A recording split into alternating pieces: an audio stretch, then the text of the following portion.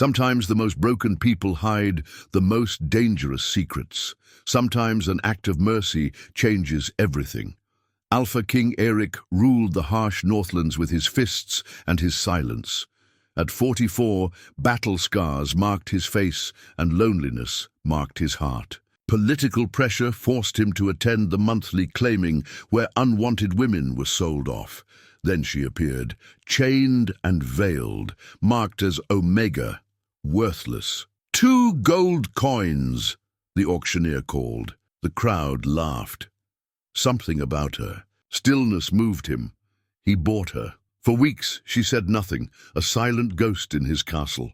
No one knew her face or her past. But when she finally spoke her name on a cold winter night, those simple words would shake his kingdom to its core. What secret could one rejected woman carry that would threaten an entire throne? Before we jump back in, tell us where you're tuning in from, and if this story touches you, make sure you're subscribed because tomorrow I've saved something extra special for you. The wind howled through the mountain passes of the Northlands like the voices of ancient warriors, carrying with it the scent of pine and the promise of winter's fury. King Eirik Stormborn stood at the carved stone window of his throne room, watching snow gather on the battlements of Ironhold Castle.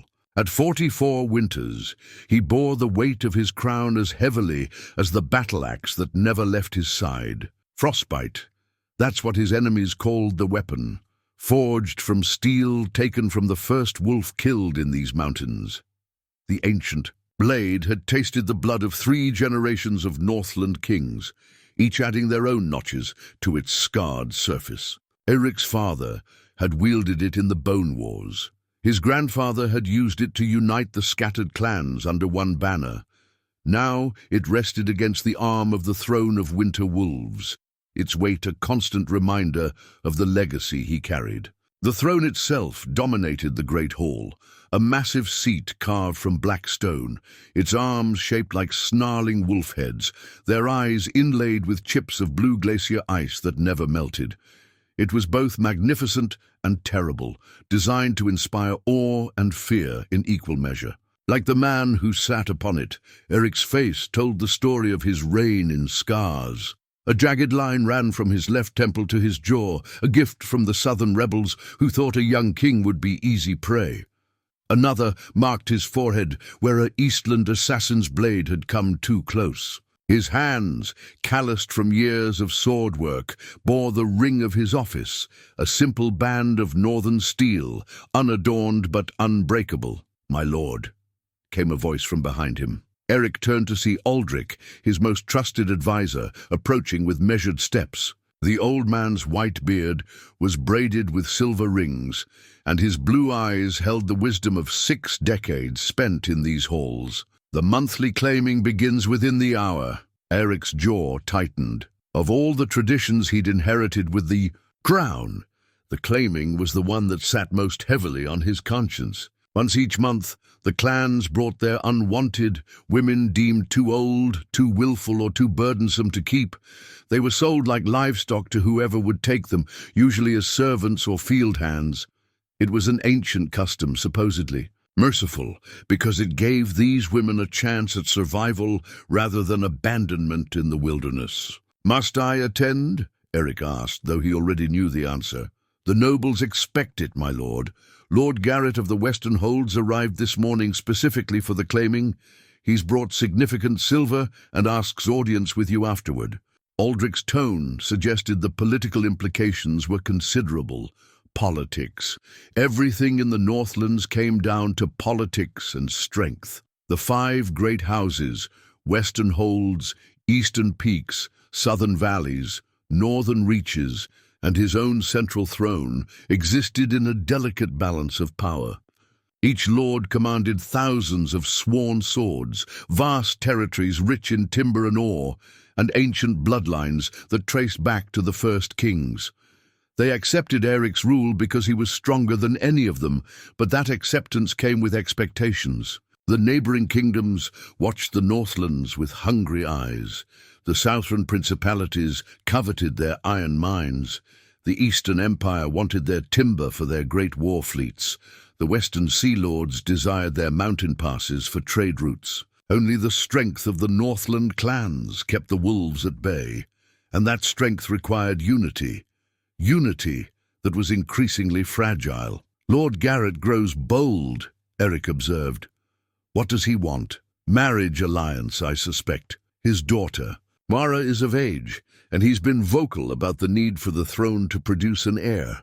Aldrich spoke carefully. Knowing this was a sensitive subject, Eirik had buried 2 wives already. Both had died in childbirth, along with the sons they carried. The throne had no direct heir, which made every lord with a daughter see opportunity. At 44, time was not unlimited, and the pressure to secure the succession grew stronger with each passing season. And the others. Lord Brand of the Eastern Peaks brings his usual complaints about border raids from the Empire. Lord Tormund of the Southern Valleys seeks permission to expand his mining operations into the sacred groves. Lady Senna of the Northern Reaches requests additional troops for her coastal defences. Aldrich rattled off the familiar catalogue of noble demands. Each request carried weight beyond its surface meaning. Brand's border complaints were code for wanting royal permission to launch preemptive strikes. Tormund's mining expansion would desecrate lands held sacred by the old religion, risking rebellion among the common folk. Lady Senna's troop request suggested intelligence about impending sea raids from the Western Lords. "Gather them in the small council chamber after the claiming," Eirik decided. "We'll address their concerns properly." The great bell of Ironhold began to toll, its bronze voice echoing across the courtyard. Citizens and nobles alike would be gathering in the market square for the monthly ritual. Merchants hoped for cheap labor, farmers sought additional hands for harvest, and the desperate looked for companions to share their burdens. Eirik donned his ceremonial cloak, thick wolf fur dyed deep blue, fastened with a silver chain shaped like interlinked wolves. The crown of the Northlands was not gold or jewels, but hammered steel formed into the shape of mountain peaks, each point representing one of the great houses. It was heavy, practical, and utterly without adornment. Like everything else in these mountains, it valued substance over show. The walk from throne room to market square took him through corridors lined with tapestries depicting the great victories of his lineage. The Battle of Frozen Ford, where his great-grandfather broke the Eastern invasion. The Siege of Wolf's Den, where his grandfather held against impossible odds for 3 months. The claiming of the Southern Passes, where his father secured the kingdom's most vital trade routes. Each tapestry reminded him that he ruled not just by right of birth, but by right of conquest. His ancestors had built this kingdom with blood and steel, and it would endure only as long as their descendants proved worthy of that legacy. The weight of history pressed down on him as surely as the crown upon his brow. Outside, the October air carried the bite of approaching winter. Snow already capped the highest peaks, and the harvest was nearly complete. This was the season when hard decisions had to be made. Who would survive the winter and who wouldn't? In the harsh Northlands, sentiment was a luxury few could afford. The market square buzzed with conversation as nobles and commoners gathered around the raised platform where the claiming would take place. Eirik took his position on the throne-like chair reserved for royal observation, noting the faces in the crowd. These people looked to him for strength, for justice, for the kind of leadership that would see them through whatever challenges lay ahead. As the auctioneer began calling the first names, Eirik reflected on the strange turns his life had taken. He'd been trained for war, raised to command, shaped by conflict and loss. Yet here he sat, mediating the fate of women deemed unwanted by their own families. It wasn't glory, but it was duty, and duty had always been his guiding star. The first woman brought forward was elderly, bent with arthritis, but still strong enough for light work. A farmer bid 3 silver pieces, planning to use her knowledge of herb gardens. The second was younger but marked with the scars of some disease, purchased by a tavern keeper who needed help in his kitchens. Each transaction was conducted with business-like efficiency, Yet Eirik found himself studying the faces of the women involved. Some showed resignation, others defiance. A few displayed the hollow look of those who had given up hope entirely.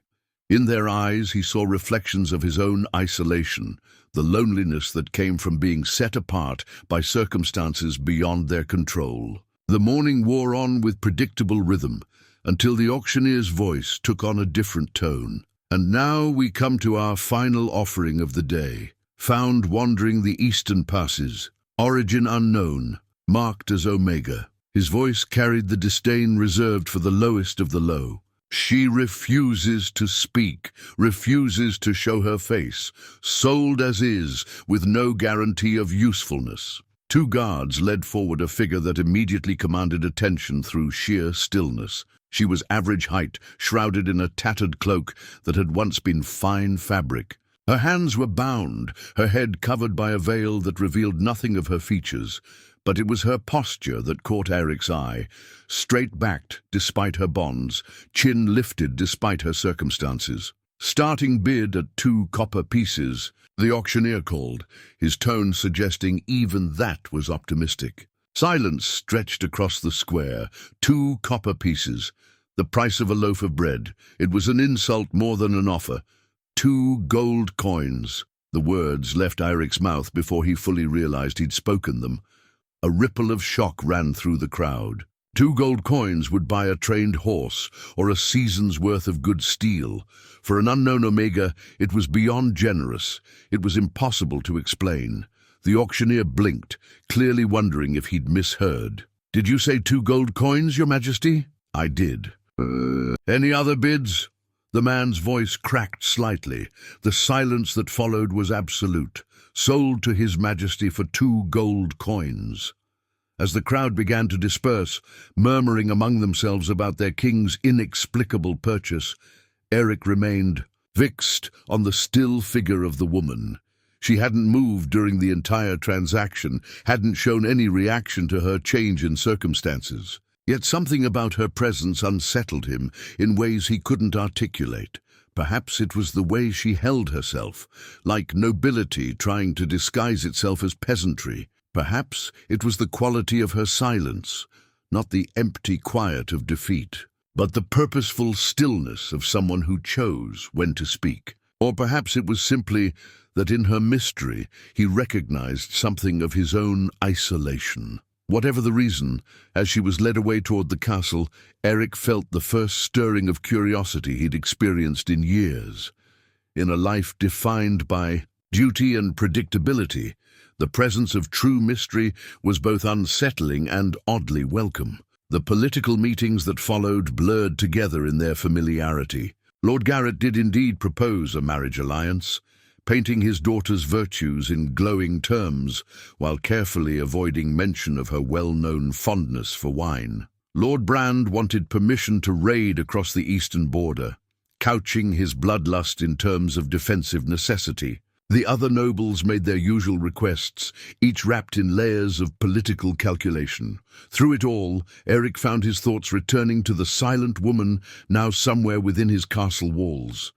2 gold coins. For a mystery. 2 gold coins. For a question that had no ready answer. As evening fell and the nobles departed to their quarters, Eirik stood once again at his window, watching snow begin to fall in earnest. Winter was coming to the Northlands, as it always did. The question that haunted him as he prepared for sleep was whether this winter would bring merely the usual challenges of survival or something else entirely. In the distance, wolves howled their ancient songs to the moon. In his castle, a nameless woman sat in silence, carrying secrets that could change everything. And between them lay the space where destiny often resided, in the gap between action and understanding, between what was known and what was yet to be revealed.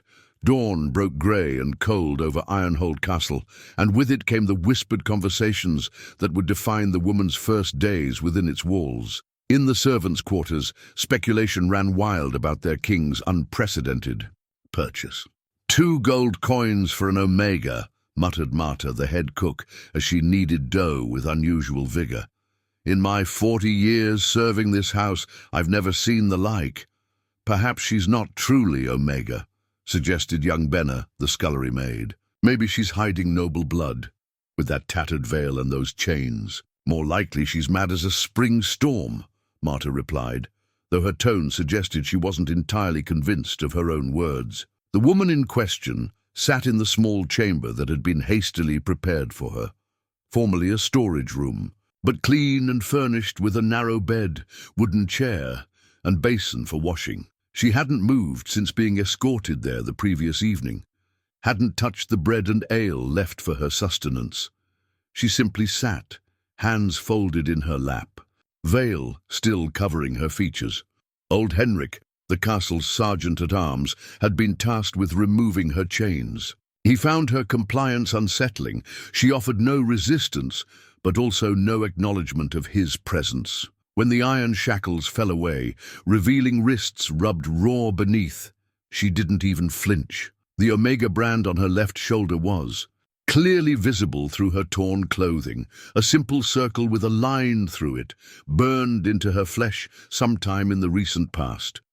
Strange marking, Henrik had muttered to himself. Usually they use blue ink for Omegas. Burns are for traitors. And thieves. The veil remained. Despite gentle urging from Marta and the other women, she refused to remove it. Her hands, Henrik had noticed, were soft despite the chains, not the calloused mitts of a field worker or servant. Another mystery, in an already puzzling situation. King Eirik found himself making excuses to pass by the wing where she was housed.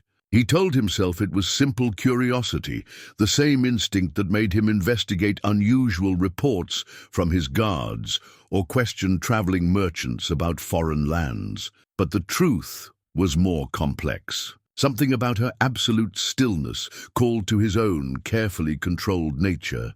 He'd built his life around discipline, around the measured response and calculated action. Yet this woman's presence in his castle felt like a pebble thrown into still water, creating ripples he couldn't predict or control. It was disturbing. It was also, he had to admit, intriguing.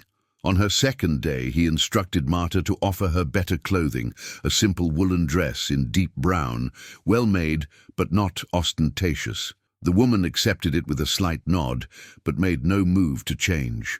While anyone was present. When Marta returned later, the torn rags were neatly folded on the chair, and the woman wore the new dress. The veil, however, remained in place. At least she has some sense, Marta reported to the king. Clean, too. Used the washing basin proper-like, though how she managed with that veil on is beyond me. Eirik filed away this detail along with the others. Intelligence, cleanliness, compliance without subservience. These weren't the typical traits of someone who'd been marked Omega. In his experience, such marking usually came with broken spirits or dangerous madness. This woman showed neither.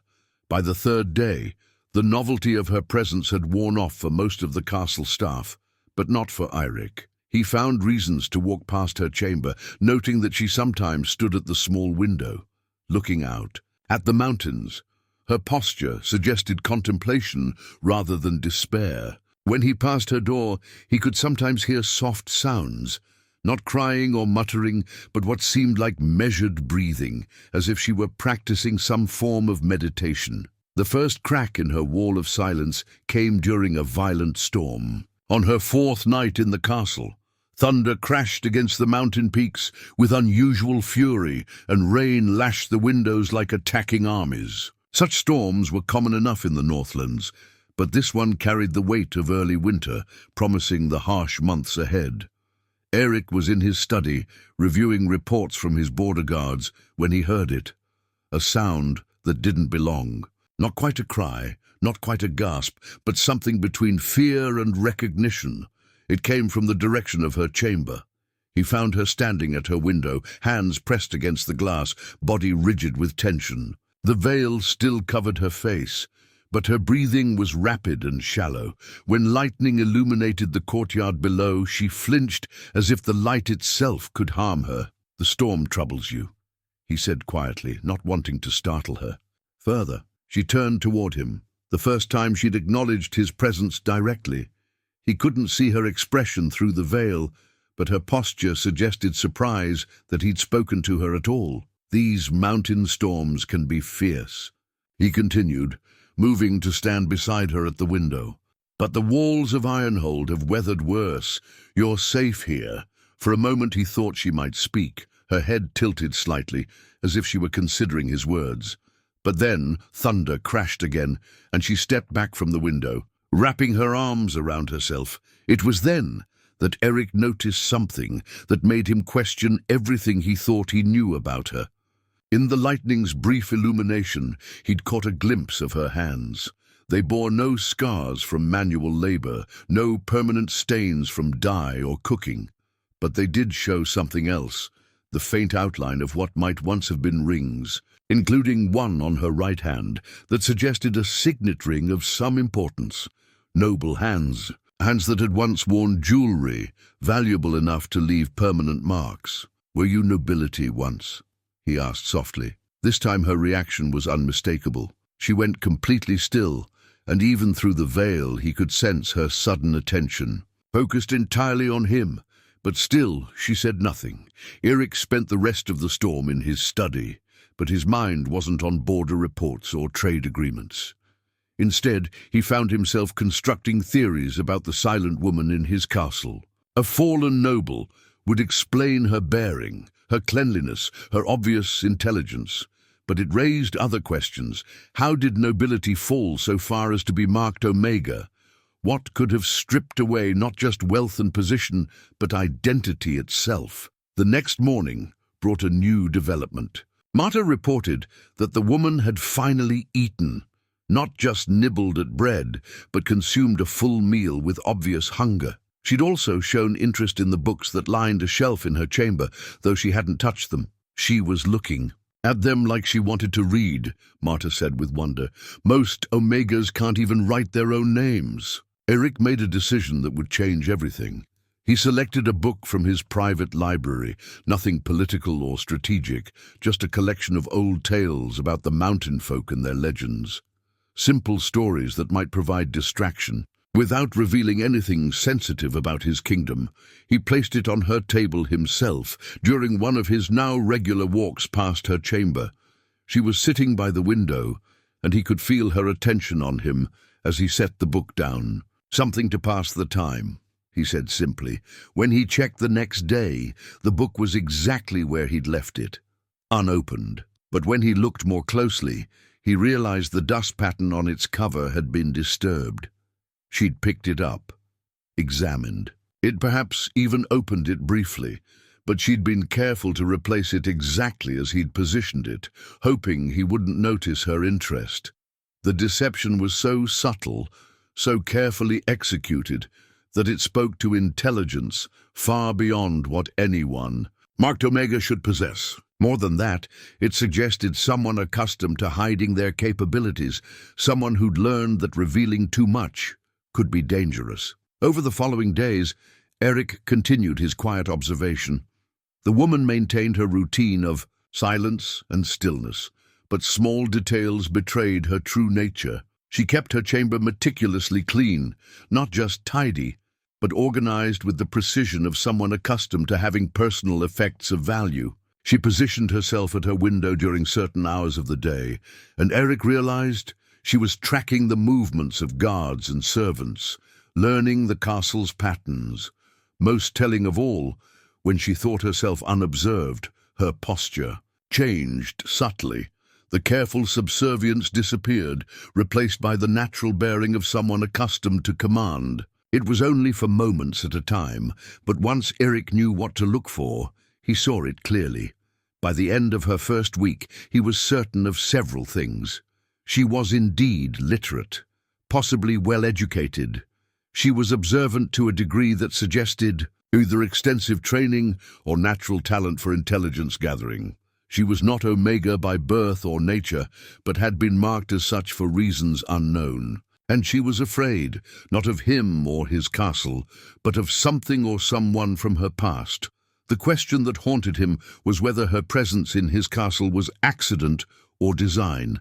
Had she truly been found wandering the eastern passes, or had she arranged to be discovered?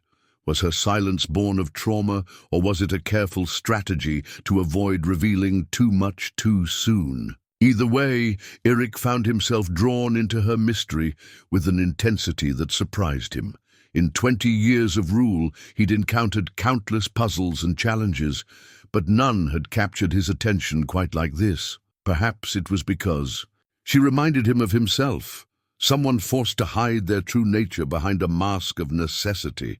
Or perhaps it was simply that her presence brought something new into his carefully ordered world, something that couldn't be solved through strength or political maneuvering. As he stood at his window that evening, watching snow fall on the battlements, Eirik reflected on the strange turn his life had taken. A week ago, he'd been focused on the familiar challenges of rule, managing noble ambitions, defending against external threats, maintaining the delicate balance that kept his kingdom strong. Now he found himself thinking about a woman who might not even be who she appeared to be, wondering what secrets lay beneath her tattered veil. 2 gold coins. He'd thought it a simple act of mercy, perhaps even pity. Now he wondered if he'd purchased something far more significant and far more dangerous than he'd ever imagined. The storm that had frightened her had passed, but Eirik sensed that larger storms were gathering on the horizon. Whether the silent woman in his castle would prove shelter or tempest remained to be seen. 3 weeks passed in careful observation and deliberate routine.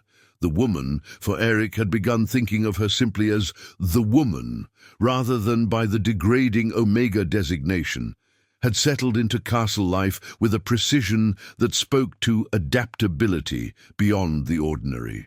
Each morning she rose at dawn, each evening she retired at the same hour. She ate what was brought to her, kept her chamber immaculate, and maintained her absolute silence.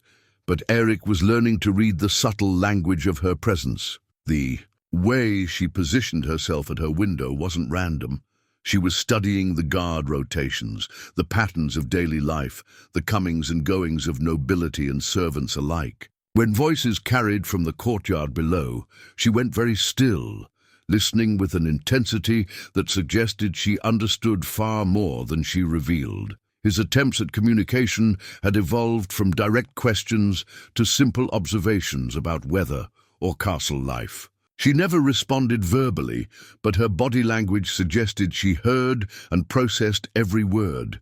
Sometimes she would tilt her head slightly when he mentioned particular subjects: politics, neighboring kingdoms, matters of governance. Each reaction was carefully controlled, quickly suppressed, but present nonetheless. The servants had begun reporting small anomalies that confirmed Eirik's suspicions. Benna mentioned that the woman seemed to know which goblet held wine and which held water without tasting either. Marcus, the stable boy, swore he'd seen her trace letters in the dust on her windowsill, though they were always erased before anyone else could see them. Old Henrik noted that she never showed the startled responses common to those who'd lived in genuine fear. She was alert, but not frightened, careful, but not broken. Most intriguing of all was what Marta discovered when cleaning the woman's chamber. Hidden beneath the mattress, carefully concealed but not so well that a thorough cleaning wouldn't reveal it, was a small object wrapped in torn fabric. When unwrapped, it proved to be a ring, tarnished silver bearing a crest that none of the servants recognized, but that Eirik would later identify as belonging to House Valdris. Supposedly extinct for over 2 decades, Eirik chose not to confront her about the ring immediately.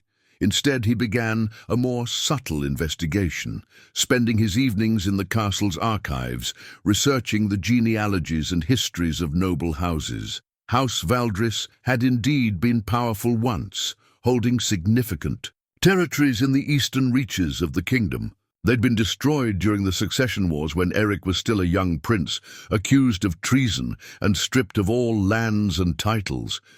The official record stated that the entire bloodline had been eliminated, but Eirik knew enough about politics to understand that official records didn't always reflect reality. If someone from House Valdris had survived, particularly a woman who might have been young enough to escape notice during the purges, her very existence would be politically explosive. This revelation added urgency to his observations. If the woman was indeed Valdris nobility, her presence in his castle could be seen as either threat or opportunity, depending on who discovered the truth and how they chose to use it. More immediately, it explained her Omega marking. Someone had wanted to hide her true identity so thoroughly that they'd branded her with the most degrading designation possible. His daily visits to her chamber became more purposeful. Rather than attempting conversation, he began bringing objects that might prompt recognition or reaction. Maps of the kingdom, genealogical charts, books about recent history. She showed no obvious response to most items, but when he brought a detailed map of the Eastern Territories, her stillness took on a different quality. She didn't move toward the map, didn't study it openly, but her attention was unmistakably focused on it for several long minutes after he left. The political implications of her possible identity were becoming impossible to ignore. Lord Brand of the Eastern Peaks had been one of the most vocal supporters of the actions against House Valdris, and he still commanded significant military forces along the borders where the Valdris holdings had once stood. If word reached him that a Valdris heir might be alive and under royal protection, the consequences could destabilize the entire eastern region. More concerning was the timing of her appearance. The Eastern Empire had been increasing pressure along the borders, testing Northland defenses and probing for weaknesses. If they had somehow discovered a Valdris heir and arranged for her to be placed in the royal castle, it could be the opening. Move in a larger strategy. Alternatively, if other forces were hunting her, Ironhold might become a target for those who wanted her silenced permanently. These possibilities weighed heavily on Eirik's mind as he dealt with the increasing demands of his nobles. Lord Garrett had extended his stay at court, ostensibly to oversee some trading negotiations, but actually to press his case for a marriage alliance. Lady Senna had arrived from the northern reaches with intelligence about unusual ship movements. Off the coast, foreign vessels that didn't match any known trading patterns. Lord Tormund continued to push for mining rights in the sacred groves, claiming that the kingdom's treasury needed the additional silver to fund border defenses. Each of these concerns was legitimate in its own right, but together they painted a picture of a kingdom under increasing pressure. The Northlands' strength lay in the unity of the great houses, but that unity was always fragile, maintained through careful balance of competing interests. If external forces were indeed maneuvering to destabilize the region, the presence of a possible Valdris heir could either be a valuable asset or a catastrophic liability. Eirik found himself paying closer attention to the woman's reactions during his visits, looking for any sign that she understood the larger forces at work. When he mentioned border tensions or foreign threats, her stillness seemed to deepen, as if she were processing information rather than simply enduring conversation. When he spoke of noble politics or court intrigue, her posture suggested familiarity with such matters, rather than the confusion of someone to whom such concerns were foreign. The breakthrough came during his 4th week of observation. A messenger had arrived with urgent news. Raiders had attacked a border settlement, killing several families and burning grain stores that would be desperately needed for winter. The attack bore the signature of Eastern Empire tactics, but there was no clear proof of their involvement. Eirik was discussing response options with Aldrich when they passed the woman's chamber, their voices carrying despite their attempt at discretion. "Can't ignore the pattern any longer," Aldrich was saying. 3 attacks in 2 months, all targeting food supplies rather than valuables. Someone wants to weaken us before winter, or they want us to think that's their goal, Eirik replied. Grimly, strike at border settlements, force us to redeploy our guards, leave the center weakened for a different kind of attack. It was then that the woman appeared in her doorway, the first time she'd voluntarily left her chamber during one of his visits. She stood there silently, but her attention was focused entirely on their conversation. More significantly, when Eirik mentioned the possibility of the attacks being a diversion, she nodded almost imperceptibly, not agreement necessarily, but recognition of the strategic thinking involved. "You understand military strategy," he said to her directly, stopping the conversation with Aldrich. She froze, clearly realizing that her reaction had been observed and interpreted. For a long moment, she stood perfectly still, and Eirik could sense her weighing options, retreat into silence, or acknowledge what he'd already deduced. Finally, she stepped back into her chamber and closed the door, but not before he'd seen. Her nod again, this time deliberately. It was the first direct communication between them, and it confirmed what he'd increasingly suspected. Whatever her true identity, she possessed knowledge and understanding far beyond what any Omega should have. That evening, Eirik made a decision that would change the trajectory of everything that followed. Instead of continuing his careful, distant observation, he would begin treating her as what she clearly was, someone with intelligence and insight who might prove valuable in the challenges ahead. The risks were considerable, but so were the potential benefits. More importantly, his own. Isolation was beginning to wear on him in ways he hadn't fully acknowledged. For 20 years, he'd carried the burden of rule largely alone, making decisions that affected thousands of lives with input from advisors who, while loyal, didn't share the ultimate responsibility, the possibility of having someone to talk with, someone who understood strategy and politics but had no agenda of their own, was more appealing than he wanted to admit. The next morning, he brought her something different, not a book or artifact, but a simple chessboard. He set it on her table without comment, leaving the pieces arranged in starting position. When he returned that evening, the board remained exactly as he'd left it, but once again, the dust patterns told a different story. She'd examined it, possibly, even moved pieces to study positions before returning them to their original places. Chess was a game of strategy and patience, of seeing multiple moves ahead and anticipating an opponent's plans. If she understood the game, and her careful examination suggested she did, it would provide a way for them to communicate without words, to share insights and test understanding through the ancient language of move and countermove, as he prepared. For sleep that night, Eirik reflected on how much his world had changed in less than a month. The silent woman he'd purchased for 2 gold coins was proving to be far more complex and potentially valuable than he'd ever imagined. Whether she would prove ally or threat remained to be determined, but one thing was certain.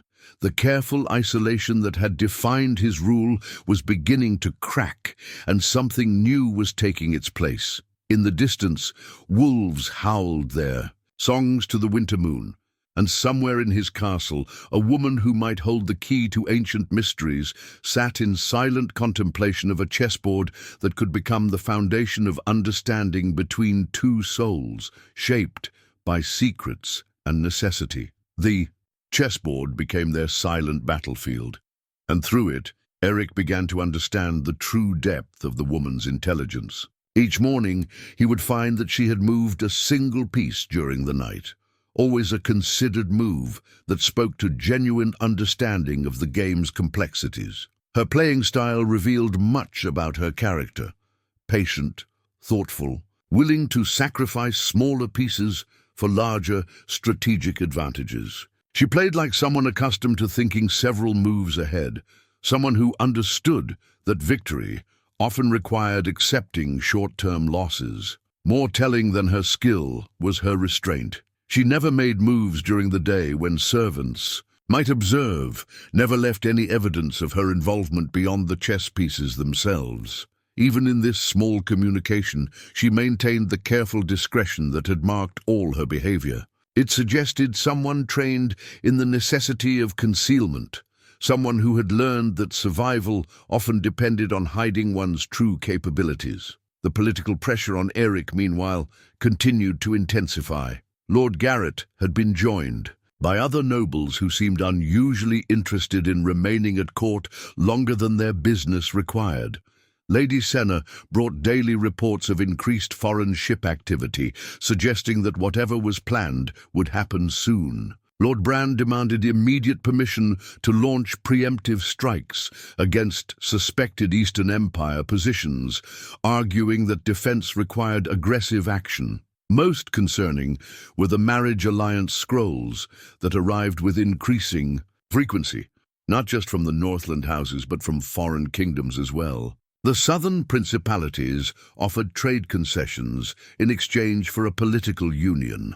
The western sea lords suggested joint naval operations. Even the Eastern Empire, through carefully neutral diplomatic channels, hinted at negotiations that might include matrimonial arrangements. "They smell weakness," Aldrich observed during one of their private strategy sessions, "or opportunity. When a king remains unmarried at your age, every ambitious lord sees a chance to place their daughter on the throne."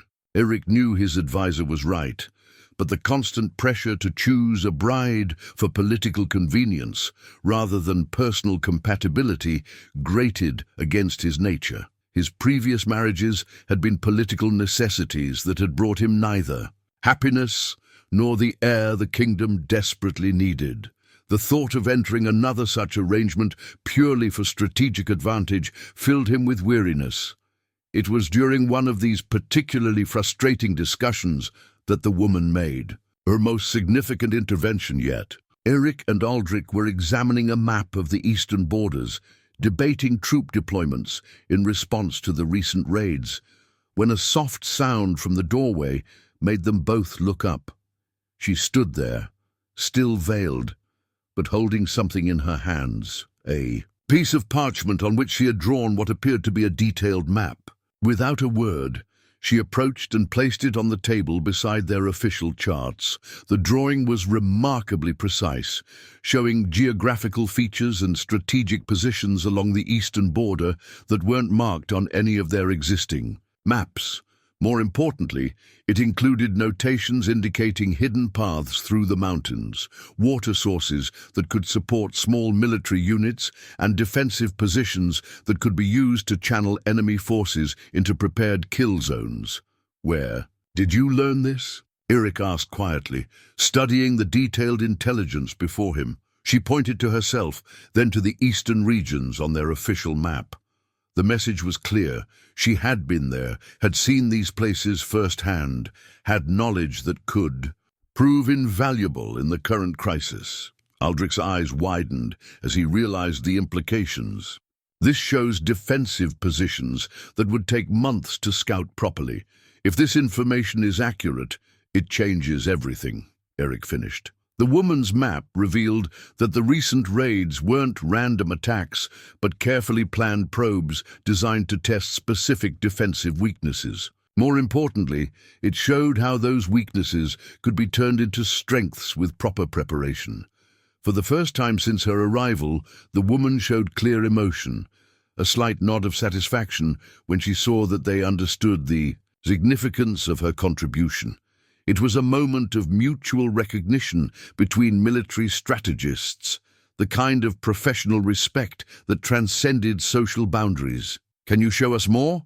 Eirik asked. She hesitated, then moved to their larger map of the kingdom. With careful precision, she traced routes and marked positions throughout the eastern territories, building a comprehensive picture of terrain and tactical opportunities that surpassed anything in their official intelligence reports. Her knowledge wasn't theoretical. Every mark she made spoke to personal experience, to someone who had traveled these paths and studied these positions with the eye of someone trained in warfare. When she finished, both men stared at the transformed map in amazement.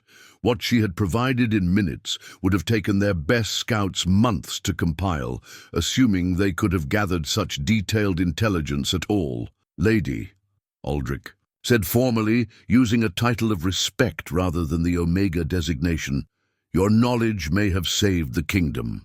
She stiffened at being addressed as lady, and Eirik caught the reaction. Another piece of evidence pointing toward noble birth. She was accustomed to formal address and respect, not the casual dismissal typically accorded to Omegas. The intelligence she provided proved accurate within days. Scouts sent to verify her information confirmed every detail, from the hidden mountain passes to the water sources she had marked. More importantly, her strategic insights allowed them to position forces in ways that turned the next wave of Eastern raids into devastating defeats for the attackers. The success of these defensive actions had political implications that extended far beyond military victory. When word spread that the royal forces had achieved such decisive victories against foreign raiders, the confidence of the noble houses was restored. Lords who had been questioning Eirik's leadership began to speak of his strategic brilliance. Foreign kingdoms that had been probing for weakness suddenly found themselves facing a Northland military that seemed to anticipate their every move. But success brought its own complications. The woman's contributions couldn't be openly acknowledged without revealing her involvement in strategic planning, something that would raise uncomfortable questions about why an Omega was present during high-level military discussions. More concerning was the increased attention her unusual position in the castle was beginning to attract. The servants' gossip had evolved from simple speculation about the king's mercy toward a marked Omega to more pointed questions about her true identity and purpose. Some whispered that she might be a foreign spy who had somehow gained the king's confidence. Others suggested she possessed supernatural abilities that allowed her to see enemy movements from afar. A few, led by old Henrik, who had noticed her, noble bearing from the beginning, began to voice suspicions that she was far more than she appeared. Most dangerous of all were the reactions of visiting nobles, who had begun to take notice of the mysterious woman. Lord Brand, in particular, had made several pointed comments about the need to verify the loyalty of all foreign elements within the castle. Lady Senna had asked direct questions about the woman's origins and the circumstances of her arrival.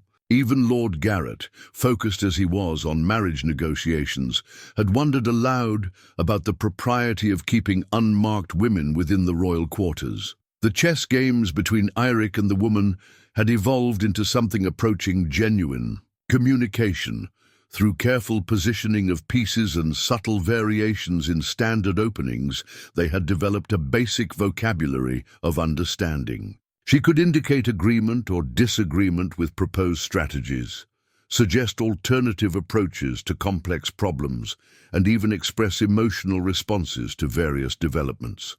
During one particularly complex game, she had maneuvered her pieces into a position that spelled out letters when viewed from above: L, then V, then R. It was the first time she had directly referenced what Eirik suspected was her true initial, Lyralai Valdris. The confirmation sent a chill through him as he realized the full magnitude of the secret he was harboring. If she was indeed Lyralai Valdris, last surviving member of a house officially extinct for 2 decades, her presence in his castle represented both incredible opportunity and mortal danger. The Valdris holdings had been some of the richest in the kingdom, and their destruction had redistributed enormous wealth and power among the remaining noble houses. If word of her survival reached the wrong ears, those who had benefited from her family's fall would stop at nothing to ensure she remained permanently silenced. Yet her intelligence and strategic insights were proving invaluable at a time when the kingdom faced increasing external threats. The information she provided had already prevented what could have been devastating defeats along the eastern border.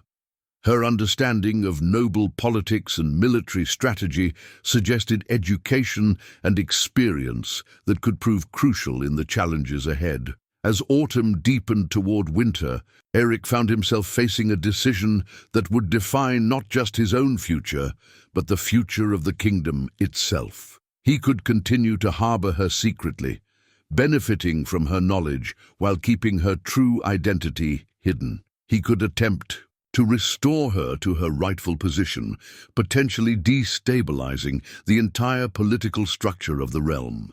or he could find some middle path that acknowledged her worth without completely overturning the established order. The choice became more urgent as reports arrived of foreign armies massing beyond the borders, drawn by what they perceived as Northland weakness. The scattered raids of recent months were apparently preludes to something much larger and more coordinated. The kingdom would need every advantage it could find to survive what was coming, and the silent woman in his castle might well represent the difference between victory and defeat. But using her knowledge meant accepting the risk that came with her identity. And as Eirik studied her latest chess move, a bold sacrifice that opened unexpected possibilities for victory, he realized that both their fates were now intertwined in ways that neither could escape.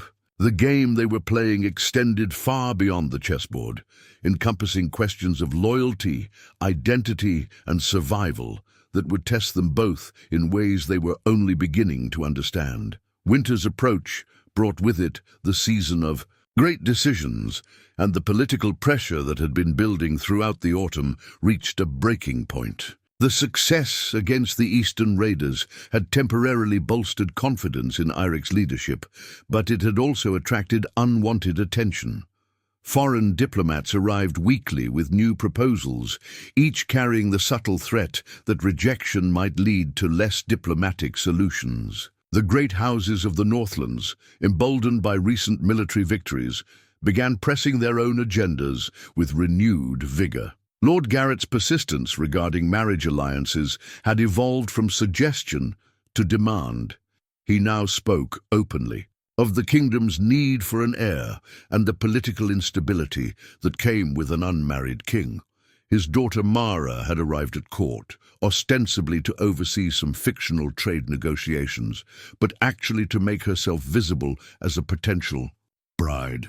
She was attractive, well-educated, and politically connected, exactly the kind of alliance that would strengthen the Western Hold's position while providing Eirik with the succession the kingdom desperately needed. But it was Lord Brand who presented the most immediate concern. His requests for permission to launch preemptive strikes against the Eastern Empire had escalated to barely concealed threats about taking independent action if the crown continued to show weakness.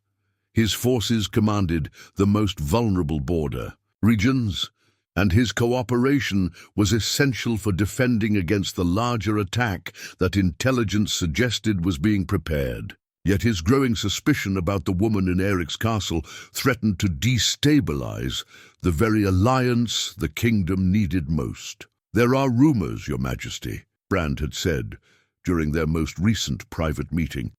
His scarred face set in lines of barely controlled anger. "Whispers about foreign influences within these very walls. Some say you're being advised by someone whose loyalty to the crown is questionable." Eirik had deflected the accusation, but he knew that Brand's suspicions were based on more than mere gossip. The old warrior had fought in the campaigns that destroyed House Valdris, and he possessed the kind of institutional memory that could recognize patterns others might miss. If he began to suspect that the woman was more than she appeared, or, worse, if he identified her as Valdris nobility, the consequences would be catastrophic. The woman herself seemed aware of the increasing scrutiny. Her movements around the castle became even more careful, her interactions with servants minimal to the point of near invisibility. Yet her strategic contributions continued to prove invaluable. When new intelligence arrived about Eastern Empire, troop movements, her analysis of their probable intentions and tactical capabilities proved uncannily accurate. When reports came of Western Sea Lord vessels conducting suspicious maneuvers, her insights into naval strategy helped position Northland defenses to maximum advantage. It was during the analysis of these naval reports that the woman made another subtle revelation about her background.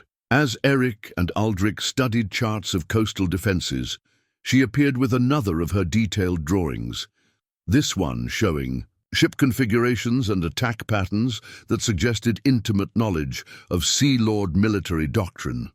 But more significantly, the drawing included tactical counters that relied on specific geographical features of the Northland coast. Knowledge that could only come from someone who had spent considerable time studying both offensive and defensive capabilities in those exact waters. "She knows too much," Aldrich observed privately after the woman had withdrawn. "Her intelligence is too specific, too detailed for someone who simply happened to travel through these regions. This suggests systematic study, the kind of preparation that comes from formal military education." Eirik nodded grimly. The same thought had occurred to him.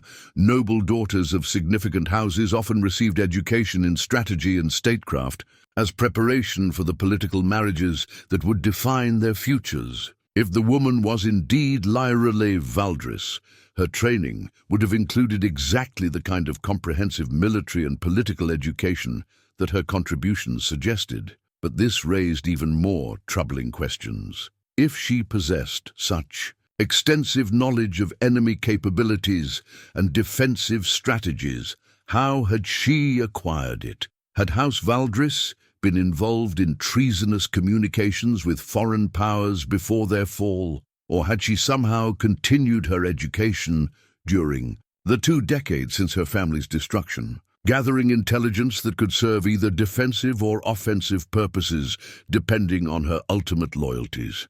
The arrival of Ambassador Kellyan from the Eastern Empire added new urgency to these concerns. The diplomat came under a flag of truce, supposedly to discuss trade agreements and border security, but his true purpose was clearly to assess Northland military capabilities and political stability. His presence in the castle created an atmosphere of barely controlled tension, as everyone understood that his observations would inform decisions about whether the Empire would pursue diplomatic or military solutions to their territorial ambitions. During Kellyan's formal presentation to the court, the woman had positioned herself where she could observe the proceedings while remaining inconspicuous among the servants. Eirik noticed that her attention was focused not on the ambassador's words, but on his manner, his gestures, the subtle tells that might reveal his true intentions beyond his diplomatic language. When Kellyan mentioned specific Empire military units and their deployments, she showed the kind of recognition that suggested familiarity with the information being presented. More disturbing was what happened after the formal session ended. As nobles and servants dispersed, Eirik caught a glimpse of the woman studying Ambassador Kellyan with an intensity that suggested personal recognition. The look lasted only moments before she carefully averted her gaze, but it was enough to confirm his growing suspicions that her connection to these events was far more complex than simple chance. That evening, their chess game took on new significance. The woman's moves became more aggressive, more focused on controlling the center of the board and limiting her opponent's options. When Eirik responded with defensive positioning, she countered with tactics that seemed designed to force decisive confrontation rather than gradual advantage. The message was clear. She believed the time for careful maneuvering was ending, that events were moving toward crisis, whether they chose to precipitate it or not. The crisis came sooner than expected. 3 days after Ambassador Kellyan's departure, urgent messages arrived from multiple border stations. The Eastern Empire was moving, not the gradual build-up that intelligence had suggested, but rapid deployment of significant forces to positions that could strike at the heart of Northland territory within days. The earlier raids hadn't been probing attacks, but deliberate provocations designed to draw Northland forces out of position for exactly this kind of assault. Worse, the Empire forces were coordinating with internal elements within the kingdom. Intercepted communications suggested that some noble house was providing intelligence about Northland defensive positions and troop movements. The timing of the Empire's assault was too precise, their knowledge of Northland weaknesses too detailed, for this to be purely external aggression. As Eirik convened emergency sessions with his military commanders and noble allies, the woman's contributions became more crucial than ever. Her strategic insights helped identify the most vulnerable positions and suggest redeployments that could blunt the Empire's advantages. Her knowledge of enemy tactics allowed them to anticipate maneuvers that might otherwise have caught them off guard, but her involvement also made the question of her loyalty more pressing. If there was indeed a traitor among the noble houses providing intelligence to the Empire, could Eirik be certain that the woman wasn't part of that conspiracy? Her knowledge of both Northland and Empire capabilities could serve treasonous purposes as easily as defensive ones. The answer came during the most crucial planning session when Lord Brand arrived with intelligence that changed everything. His scouts had identified the probable location of the Empire's command position, but reaching it would require navigating terrain that none of their maps showed in sufficient detail. The assault would need to strike within days to prevent the Empire from completing their positioning, but the lack of detailed geographical intelligence made success unlikely. It was then that the woman stepped forward with another of her drawings. This one showing the exact terrain where the Empire was positioning, including details about elevation changes, water obstacles, and hidden approaches that could allow a small force to achieve tactical surprise. The intelligence was so precise, so detailed, that it could only come from someone who had been to that exact location within recent months. How could she know this? Brand demanded, his suspicion now openly voiced. No one could have this kind of detailed knowledge unless they were working with the Empire forces directly. The accusation hung in the air like a drawn blade, and Eirik realized that the moment of decision he'd been dreading had finally arrived. He could no longer protect the woman's identity while using her knowledge. The crisis demanded that he either fully trust her or remove her as a potential threat. There was no middle ground remaining, as he looked at the detailed intelligence that could save his kingdom, then at the woman whose very existence could destroy the political alliances he needed to survive. Eirik understood that the next words spoken would determine the fate of everyone in the room, and possibly everyone in the Northlands. The silence in the war room stretched taut as a bowstring. Every man present understanding that Lord Brand's accusation had brought them to the precipice of catastrophe. The woman stood motionless, her veiled face turned toward Eirik, waiting for his response to the challenge. Around the table, the assembled lords and commanders watched their king with the intensity of men whose lives hung in the balance of his next words. Eirik studied the detailed map she had provided, noting the precision of every marking, the tactical insights that could only come from intimate knowledge of the terrain. Then he looked at Lord Brand, whose scarred face showed the suspicion of a warrior who had seen too many battles to trust easily. Finally, his gaze settled on the woman whose silence had protected them all, and whose truth might destroy them. "The knowledge is accurate because she lived there," Eirik said quietly, his words carrying across the room with the weight of royal decree. "She knows these positions because she once held them." Brand's hand moved instinctively toward his sword. "Hilt, you admit she's a spy. I admit she's nobility." Eirik's voice remained steady, though he could feel the foundations of his carefully built alliances beginning to shift. "Nobility, with more reason to hate the Eastern Empire than any of us." The woman's posture changed subtly, her shoulders straightening, as if a burden she had carried for decades was finally being lifted. For the first time since her arrival, she reached up and began to remove her veil with deliberate ceremonial precision. The face revealed beneath was striking, not conventionally beautiful, but marked by intelligence and refined by suffering, into something more compelling than mere prettiness. High cheekbones spoke to aristocratic breeding, while lines around her eyes suggested years of careful observation and strategic thinking. Most notably, a thin scar ran from her left temple to her jaw, the kind of mark left by a blade meant to kill rather than merely wound. But it was her eyes that commanded attention, pale blue like winter ice, filled with the kind of contained fury that came from witnessing the destruction of everything she had once held dear. These were eyes that had seen family destroyed, lands seized and identity stripped away, yet had never surrendered the core of noble pride that defined her true nature. "I know you," Lord Brand whispered, his face draining of colour as recognition struck. "But that's impossible." The Valdris line was extinguished. "I was there when you helped murder my family," she interrupted, speaking for the first time since her arrival. Her voice was clear and cultured, carrying the accent of Eastern nobility and the authority of someone accustomed to command. "When you stood by while my father was executed on false charges of treason, when you watched my mother die defending walls you had helped breach, when you searched for me among the corpses and declared the bloodline ended." The accusation hit Brand like a physical blow. He staggered backward, one hand gripping the table for support. "Lyrili Valdris died with the rest. We found her body.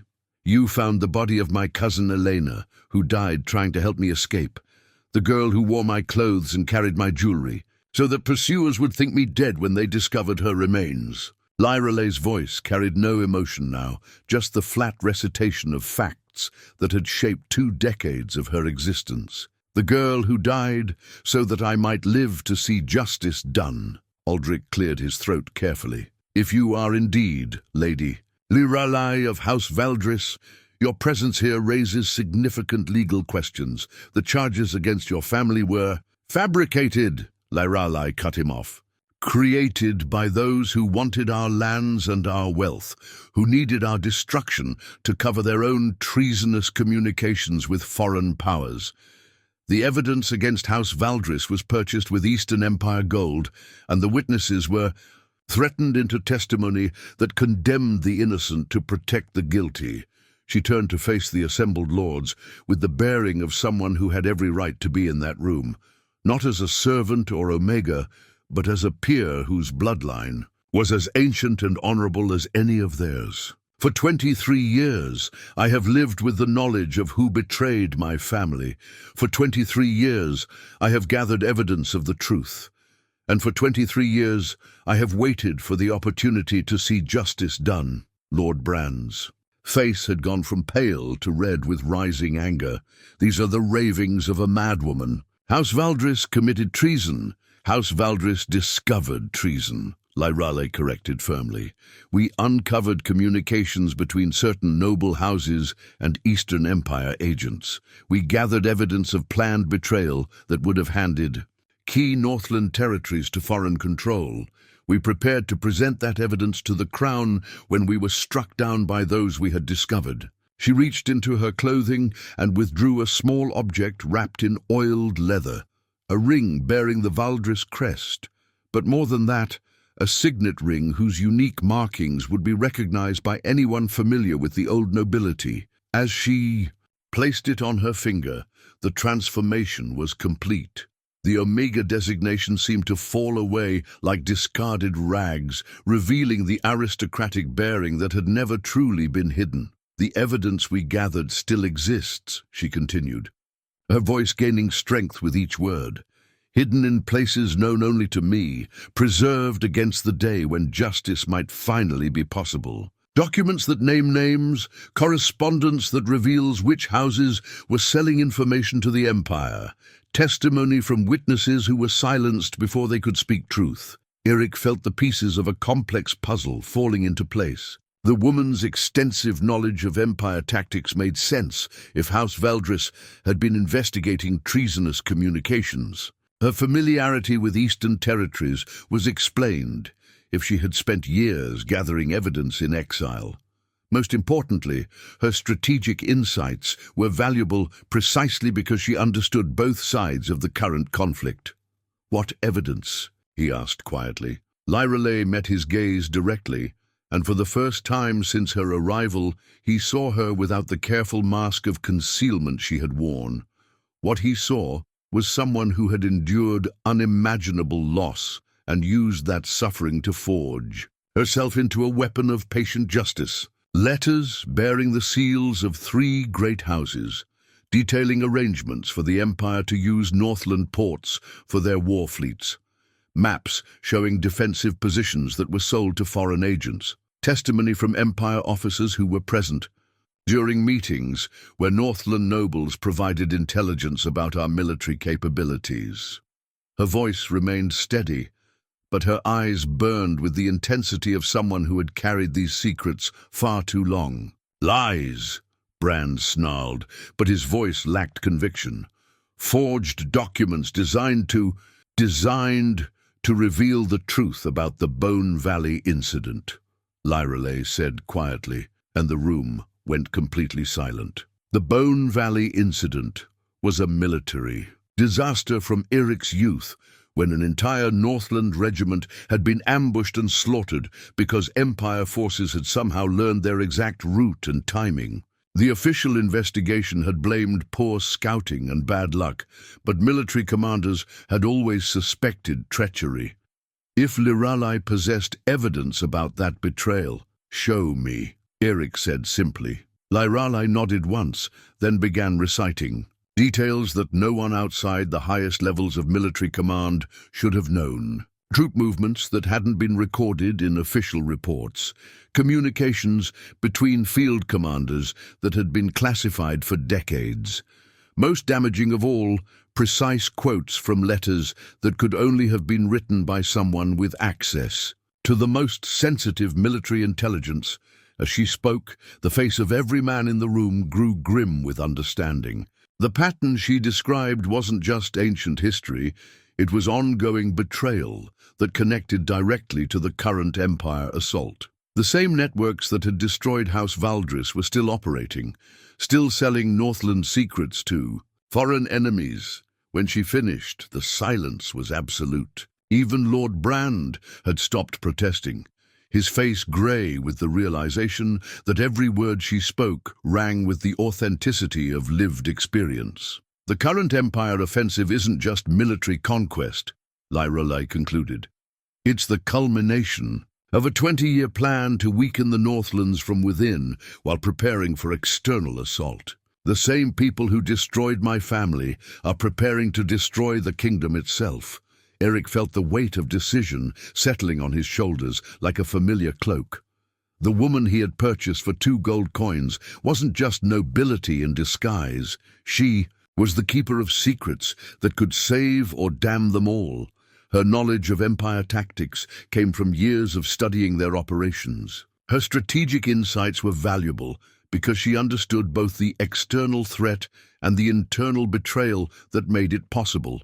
But using her knowledge meant accepting everything that came with it.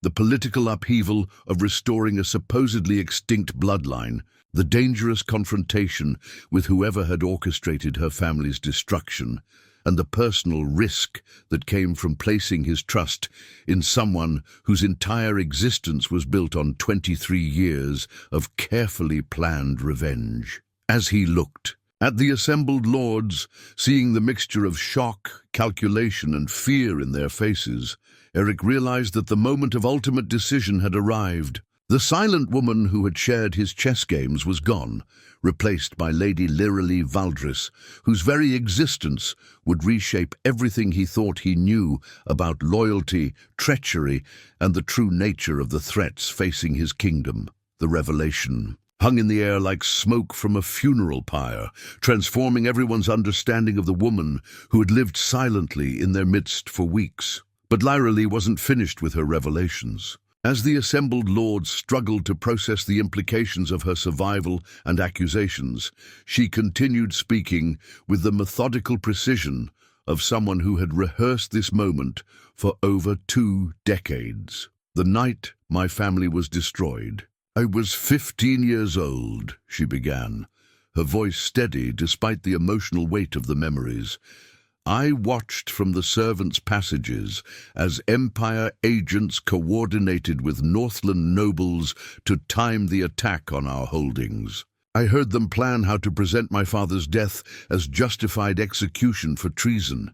I witnessed the distribution of Valdris lands among those who had orchestrated our downfall." She moved to the great map on the wall, tracing territorial boundaries with her finger. Our holdings weren't just seized randomly. They were divided according to a plan that placed key defensive positions in the hands of those willing to provide Empire forces with intelligence about Northland military capabilities. The Bone Valley disaster wasn't an accident. It was a test of the betrayal network that has been operating ever since. Lord Brand's face had gone ashen, but his hand remained on his sword hilt. Even if what you claim is true, it changes nothing about the current situation. We face Empire assault within days. Whatever grievances you carry from the past and present are connected, Lirelai interrupted, turning from the map to face him directly. The Empire assault you're preparing to repel isn't the main attack. It's a diversion designed to draw your forces away from the real target. Eirik felt his blood chill. What real target? The capital itself. While you march east to meet their visible army, Empire forces will strike from the sea, supported by the same internal networks that destroyed my family. They've been planning this for 2 decades, not just military conquest, but complete subjugation of the Northlands through coordinated external assault and internal betrayal. She reached into her clothing again, withdrawing a small scroll case that had somehow remained hidden throughout her captivity and servitude. From it, she extracted documents that bore official seals and signatures, evidence that had been preserved, with the kind of care that spoke to their immense importance. 3 days ago, when Ambassador Kellyan was here, he wasn't just assessing your military capabilities. He was receiving final confirmation from his agents within your court about the timing of your response to the Eastern diversion. The signals were passed during the formal reception using prearranged gestures that confirmed the conspiracy remains active. Aldrich leaned forward, studying the documents she had revealed. These communications, how did you obtain them? 23 years of careful infiltration of the networks that destroyed my family. I've spent more than half my life learning their methods, identifying their agents, documenting their plans.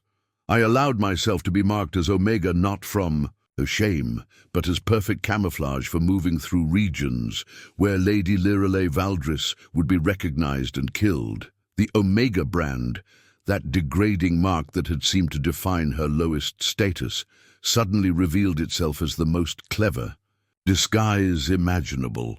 Who would suspect that a woman bearing such markings could be nobility gathering intelligence for eventual revenge? The eastern passes where I was found aren't random wandering grounds, she continued. They're part of the route I've used for years to maintain contact with those still loyal to my family's memory. The timing of my appearance here wasn't coincidence. It was carefully planned to position me where I could observe final preparations for the Empire's assault. Eirik's mind raced through the implications. You came here deliberately. You arranged to be sold at the claiming. I needed access to court intelligence without revealing my identity prematurely. The claiming provided perfect cover. Who would suspect that an Omega purchased for 2 gold coins could be gathering strategic information? Her smile held no warmth, only the satisfaction of a long-planned strategy finally reaching fruition.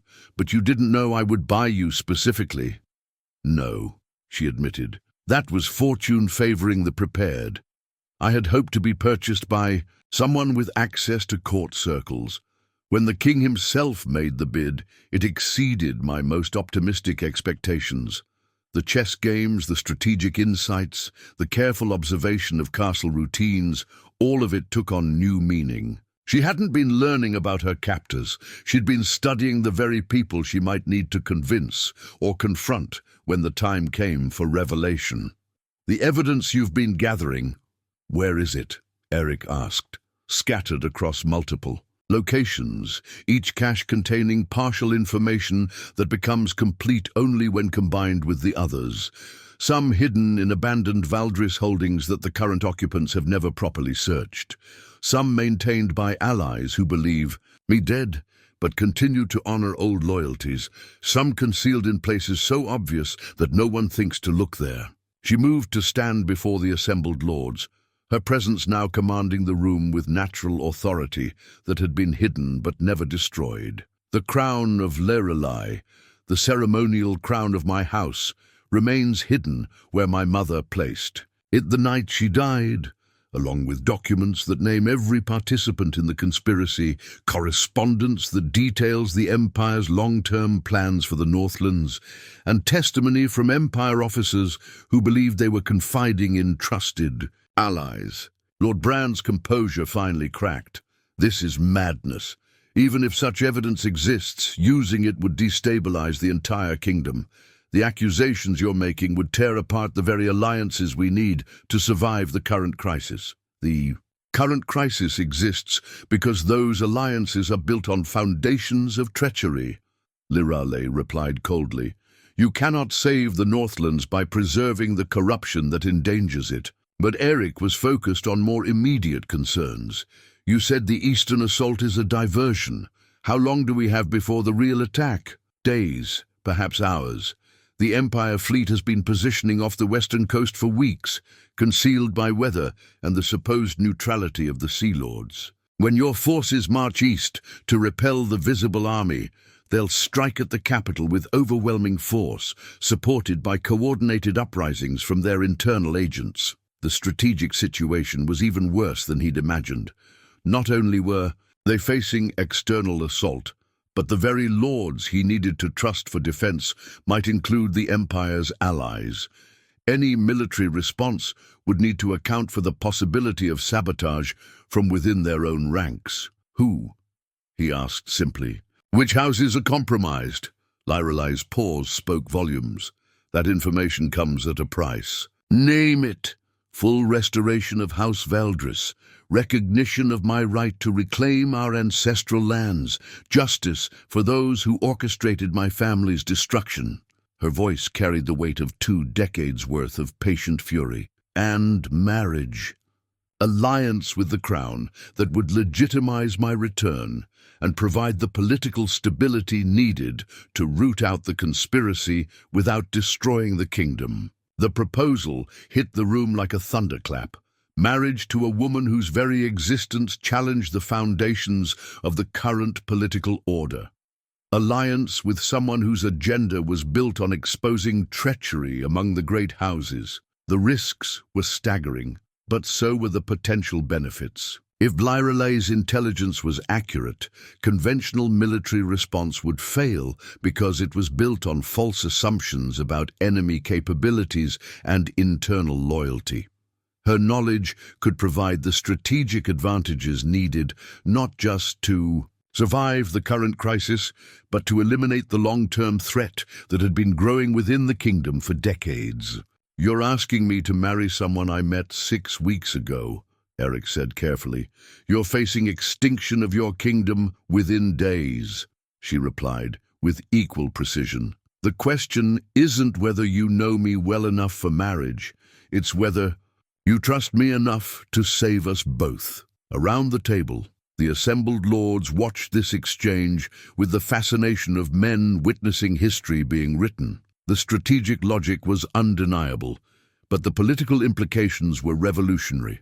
Accepting Lorelei's proposal would mean acknowledging that the kingdom's current structure was built on lies and betrayal. Rejecting it would mean facing the Empire assault without the intelligence needed for victory. The evidence you've gathered, Aldrich interjected carefully, you would share all of it? Every document, every name, every detail of the conspiracy that has threatened this kingdom for 2 decades. But only after the alliance is formalized and my position is secured. I've survived this long by never revealing everything to anyone, even potential allies. Eirik studied her face, seeing in it the same strategic mind that had outmaneuvered him consistently in their chess games. She was offering partnership, but on terms that recognized her value and protected her interests. It was exactly what he would have demanded in her position. And if I refuse, then you face the Empire assault with incomplete information and compromised alliances. You might survive, but the conspiracy will remain intact, ready to strike again when the opportunity arises. The choice is yours, Your Majesty. Accept the alliance that can save your kingdom, or maintain the illusions that are destroying it. The silence that followed was broken only by the distant sound of horns from the castle walls, the signal that urgent news was arriving. A messenger burst into the chamber moments later, his face flushed from hard riding, and his clothes bearing the dust of desperate travel. "Your Majesty," he gasped, dropping to one knee. "Ships on the western horizon. Empire vessels, flying false. Colors, but recognized by their formations.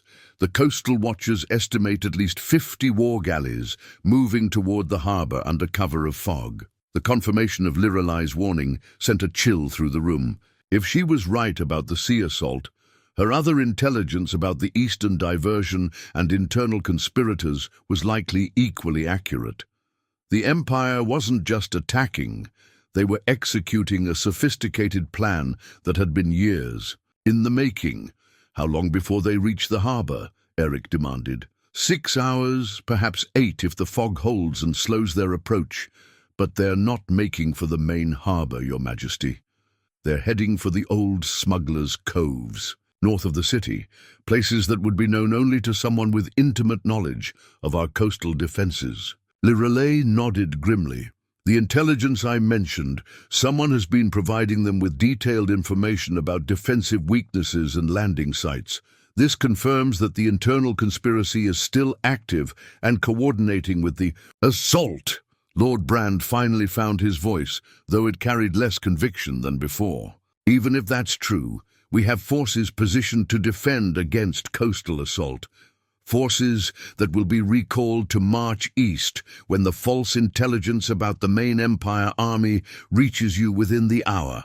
Lorelai interrupted. "Your coastal defenses are designed to repel conventional attacks, not coordinated assault, supported by traitors who know exactly where your weaknesses lie." As if summoned by her words, another messenger arrived with reports of massive Empire army movements along the eastern border. The force was larger than initially estimated, positioned to threaten multiple strategic locations simultaneously.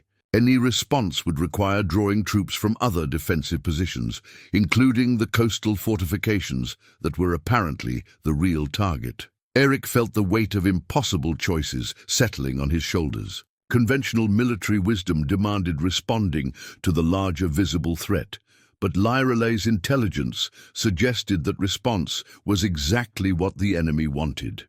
Yet acting on her information meant trusting someone whose very existence undermined the foundations of his current alliances. "The conspiracy you've uncovered," he said to Lorelai. "You know who's providing the Empire with intelligence?" "I know some of them. The network was compartmentalized to protect against exactly this kind of exposure. But I know enough to identify the key coordinators, those who have access to the highest levels of strategic planning and the authority to influence military deployments." She looked directly at Lord Brand as she spoke, and Eirik caught the implication immediately. The man who had been most vocal about defending against the eastern threat might be the one ensuring that the western defenses would be weakened at the crucial moment. "Accusations without proof," Brand snarled. But his hand had moved away from his sword hilt, and his posture suggested a man who knew his position was compromised. "Proof exists," Lorelai replied calmly. "Documentation of payments received, correspondence about timing and coordination, testimony from Empire agents who believed they were dealing with trusted allies. The question is whether it will be presented in formal proceedings or battlefield justice. The threat was clear: cooperate now or face exposure later under circumstances that might be considerably less forgiving." But Eirik was more concerned with immediate survival than long-term justice. "The coastal assault, if your intelligence is accurate, how do we counter it?" "By using their own strategy against them.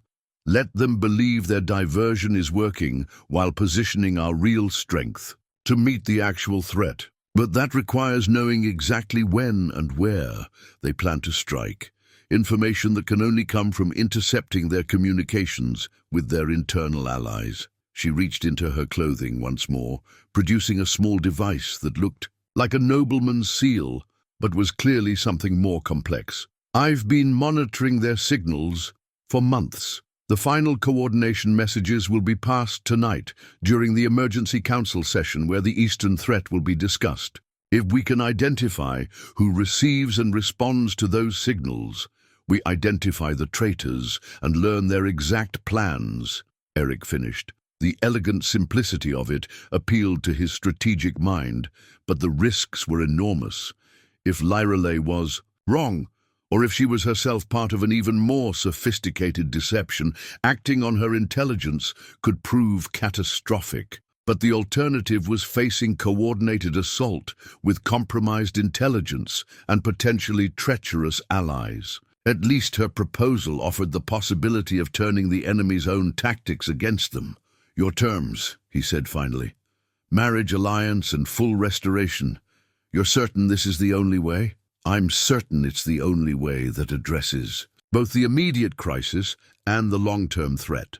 The conspiracy that destroyed my family won't disappear just because you repel this assault. It will adapt, evolve, strike again when you're vulnerable. Only by exposing it completely can you ensure the kingdom's future security. The logic was undeniable, but the personal implications made Eirik hesitate. Marriage as political necessity he understood, but marriage as counterintelligence operation was something else entirely. Yet as he looked at Lyrelay, no longer disguised, as a helpless Omega, but revealed as a woman who had spent decades preparing for exactly this moment, he found himself impressed by her strategic thinking and determined patience. More than that, he realized that their weeks of silent communication through chess games had created a foundation of mutual understanding that might serve them well. They both understood the burdens of leadership, the necessity of difficult choices, the patience required for long-term planning. If he had to choose a political marriage partner, he could do much worse than someone who had already proven herself capable of strategic thinking and personal sacrifice for larger goals. The evidence you've gathered, he said finally, all of it shared completely? Upon completion of the marriage ceremony and formal restoration of my house, not before, but immediately after. You'll have everything needed to root out the conspiracy and secure the kingdom's future. And if the alliance fails, if we cannot defeat the assault, despite your intelligence. For the first time since removing her veil, Lyrelay's expression softened slightly. Then we die together, as befits allies who trusted each other enough to stand against impossible odds. But we die knowing we fought against treachery rather than being destroyed by it. The horns sounded again from the castle walls, more urgent. This time, reports would be arriving hourly now as the crisis developed, each one demanding immediate response based on incomplete information. The time for careful deliberation was ending, replaced by the necessity of decisive action based on calculated risk. Eirik looked around the room at the assembled lords, seeing in their faces the mixture of shock, calculation, and fear that came with having their certainties overturned.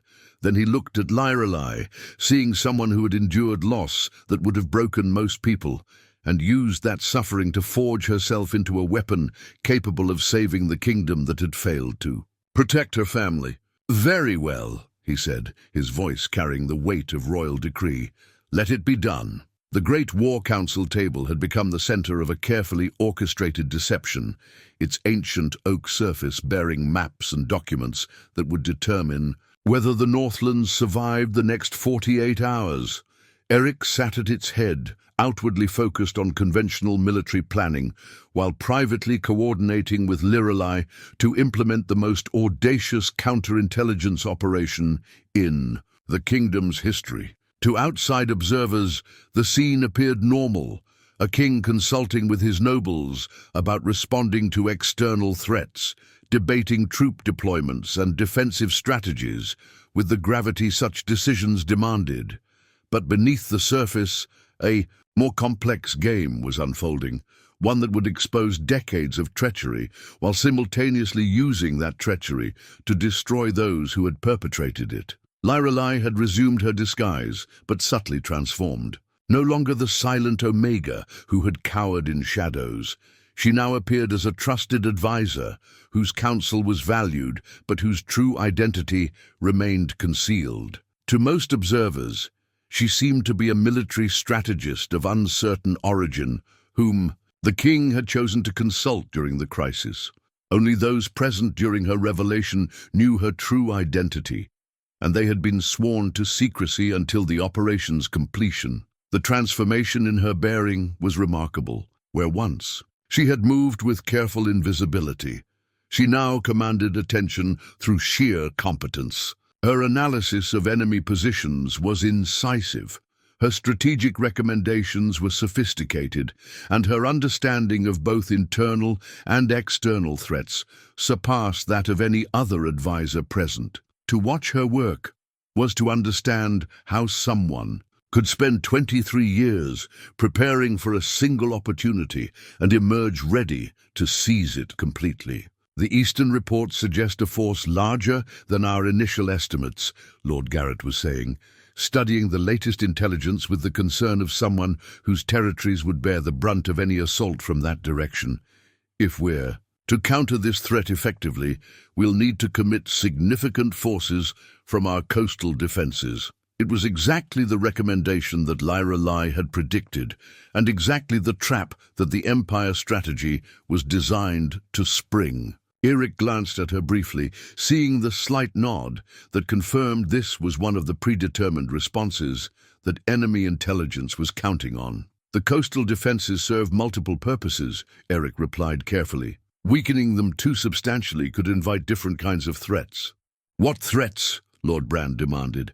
The Empire has no significant naval presence in our waters. Their strength is in their eastern armies, not their fleets. The certainty in his voice was telling. According to Lorelei's intelligence, Brand should know about the concealed fleet approaching under false colors, unless he was deliberately concealing that knowledge to encourage the wrong defensive response. His insistence on focusing entirely on the eastern threat was exactly what someone coordinating with enemy forces would recommend. Lorelei chose that moment to speak, her voice carrying the authority of someone presenting military intelligence rather than personal opinion. Respectfully, my lord, intelligence suggests the Empire's naval capabilities may be more significant than commonly believed. Coastal defenses that appear adequate during peacetime can prove insufficient against coordinated assault. Brand's reaction was immediate and telling. Rather than asking for clarification about her intelligence sources, he dismissed her concerns with the kind of contempt that suggested he knew exactly how inadequate the coastal defenses would prove to be. Concerns based on what evidence? He demanded.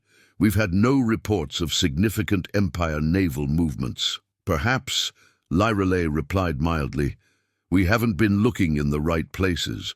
The exchange confirmed what she had predicted about the internal conspiracy's coordination methods. Rather than openly advocating for strategies that would benefit the Empire, the compromised nobles would subtly guide discussions toward conclusions that served enemy interests while appearing to defend the kingdom's welfare. Over the following hours, the pattern became clear to those who knew what to watch for. Every major strategic decision was influenced by subtle pressure from those whose loyalties were compromised. Troop deployments were guided toward positions that would prove ineffective against the real assault. Intelligence was interpreted in ways that minimized threats the conspirators knew were serious, while emphasizing diversions designed to misdirect defensive efforts. Most sophisticated of all was the timing of these influences. Rather than making obviously treacherous recommendations, the compromised nobles waited for others to suggest proper defensive measures, then raised careful objections that gradually steered discussions toward flawed conclusions. It was a masterclass in subtle manipulation that could only have been developed through years of practice. But Lorelei had anticipated these tactics because she had spent decades studying them. Her counter-strategy was equally subtle, providing information that led the loyal nobles toward correct conclusions while allowing the conspirators to reveal themselves through their opposition to effective defensive measures. The breakthrough came when reports arrived about the concealed Empire fleet. A fishing vessel had spotted warships moving through fog banks off the western coast, flying colors that didn't match any known friendly vessels. The captain's description of their formations and equipment clearly identified them as Empire War galleys. Despite their attempts at concealment, the loyal nobles immediately recognized the implications and began discussing how to strengthen coastal defenses to meet this unexpected threat. But the conspirators' responses were telling in their consistency. Each raised objections that would delay or weaken the defensive response. Fishermen aren't reliable sources of military intelligence, Lord Brand argued. Their reports could be mistaken identification of our own vessels conducting training exercises. Even if enemy ships are present, they could be scouts rather than assault forces, another added. Overreacting to limited threats could weaken our response to the main danger. Each objection was reasonable in isolation, but together they formed a pattern of resistance to defending against the very threat that Lyrale's intelligence had identified as the primary danger. More tellingly, the speed and coordination of these objections suggested they had been prepared in advance, as if the conspirators had known exactly what intelligence would arrive and how to counter it.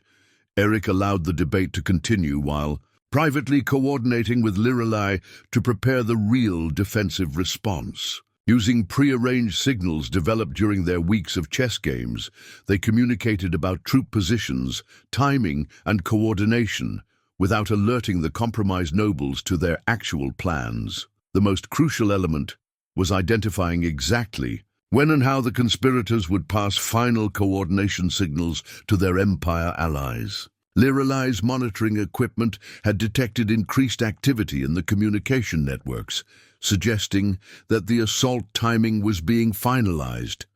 But intercepting those communications required knowing which nobles were involved and how they planned to transmit information. The answer came through careful observation of behavior during the most sensitive discussions. When Eirik mentioned specific defensive preparations, some real, some deliberately false, he watched for reactions that suggested information was being mentally noted for later transmission. The conspirators couldn't avoid showing interest in intelligence that would be valuable to their Empire allies, and their attempts to conceal that interest became revealing in themselves. Most damaging was what happened when Eirik announced false information about moving significant forces to defensive positions that wouldn't actually be occupied. The loyal nobles showed appropriate concern about the strategic implications, but several others showed subtle signs of satisfaction, as if they were pleased that Northland forces would be positioned exactly where Empire assault plans expected them to be.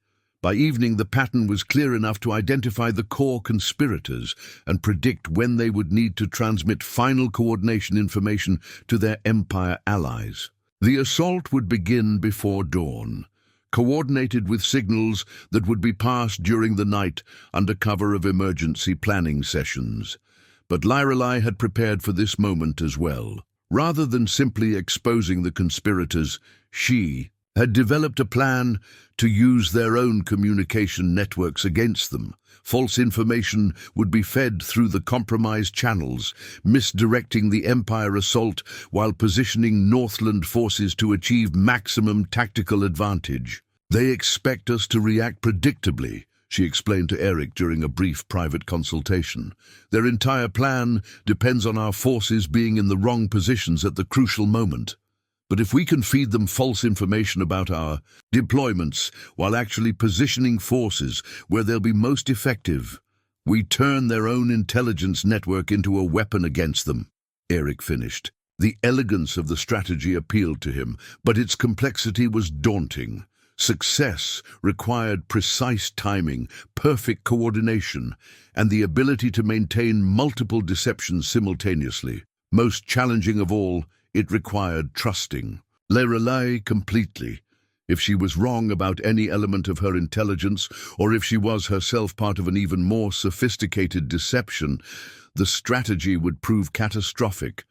But the alternative was facing the assault with compromised intelligence and potentially treacherous allies. As the night deepened and the moment of crisis approached, Eirik found himself reflecting on the strange turns his life had taken. 6 weeks ago, he had been a lonely king struggling with familiar political pressures. Now, he was coordinating with a supposedly extinct noblewoman to implement a counterintelligence operation that would either save his kingdom or destroy it completely.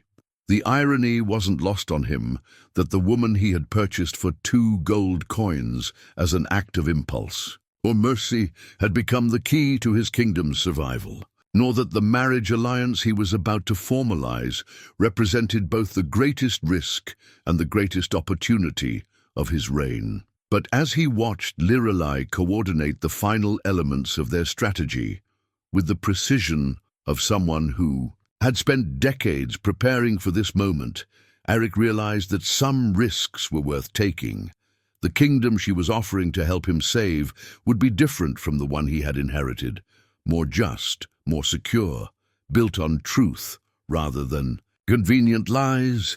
Whether they would live to see the transformed kingdom remained to be determined. But as the horns sounded midnight and the final phase of their operation began, Eirik knew that they had given themselves the best possible chance of victory against impossible odds. The pre-dawn darkness carried the weight of destiny as Eirik and Lorelei made their way to the castle's ancient chapel, where a ceremony that would reshape the kingdom's future was about to take place. The dual-crown ceremony scepter, a relic used only when 2 royal bloodlines united, had been retrieved from the royal treasury, its silver surface gleaming despite centuries of careful preservation. Father Marcus, the castle's elderly chaplain, waited before the altar with the solemnity of someone who understood that this marriage was far more than personal union. The restoration of House Valdris, formalized through marriage to the crown, would legitimize claims and revelations that could tear apart the existing power structure while simultaneously providing the legal foundation needed to root out the conspiracy that threatened the kingdom's survival. "Are you certain of this path?" Lorelei asked quietly as they approached the altar. Despite her careful planning and decades of preparation, the magnitude of what they were attempting showed in her voice. "Once we speak the vows, there's no retreating from the consequences." "The consequences are already in motion," Eirik replied. "The question is whether we face them as allies or victims." The ceremony itself was deliberately brief, formal enough to satisfy legal requirements, but efficient enough to avoid alerting potential enemies to what was taking place. As Father Marcus spoke the ancient words that bound 2 houses together, Eirik found himself studying Lorelei's face in the candlelight, seeing determination tempered by something that might have been hope. When the moment came to place the Valdris ring alongside the crown jewels, symbolically restoring her house to its rightful position, her hands trembled slightly. 23 years of exile, degradation, and careful planning were ending with this simple ceremony, but the weight of that transformation was enormous. "By the authority vested in the crown and the blessing of the ancient laws, I pronounce you united in marriage and purpose," Father Marcus concluded. "May your alliance bring justice to the realm and strength to face whatever trials await." As the ceremony ended, urgent messengers began arriving with reports that confirmed the precision of Lorelei's intelligence. Empire ships had been spotted, closer to shore, moving into position for assault on the coastal fortifications. The eastern armies were advancing according to schedule, creating the diversionary pressure that was supposed to draw Northland forces away from the real target. Everything was unfolding exactly as she had predicted, but the most crucial intelligence came from the monitoring of communication networks. During the night, signals had been passed from the compromised nobles to their empire allies, providing What they believed was accurate information about Northland defensive positions. However, thanks to Lyralee's counterintelligence operation, much of that information was deliberately false. Lord Brand transmitted coordinates for our coastal artillery positions, she reported to Eirik as they moved from the chapel to the command center. But the coordinates he sent point to decoy positions we established yesterday. The Empire assault will target empty fortifications while our real defenses remain concealed.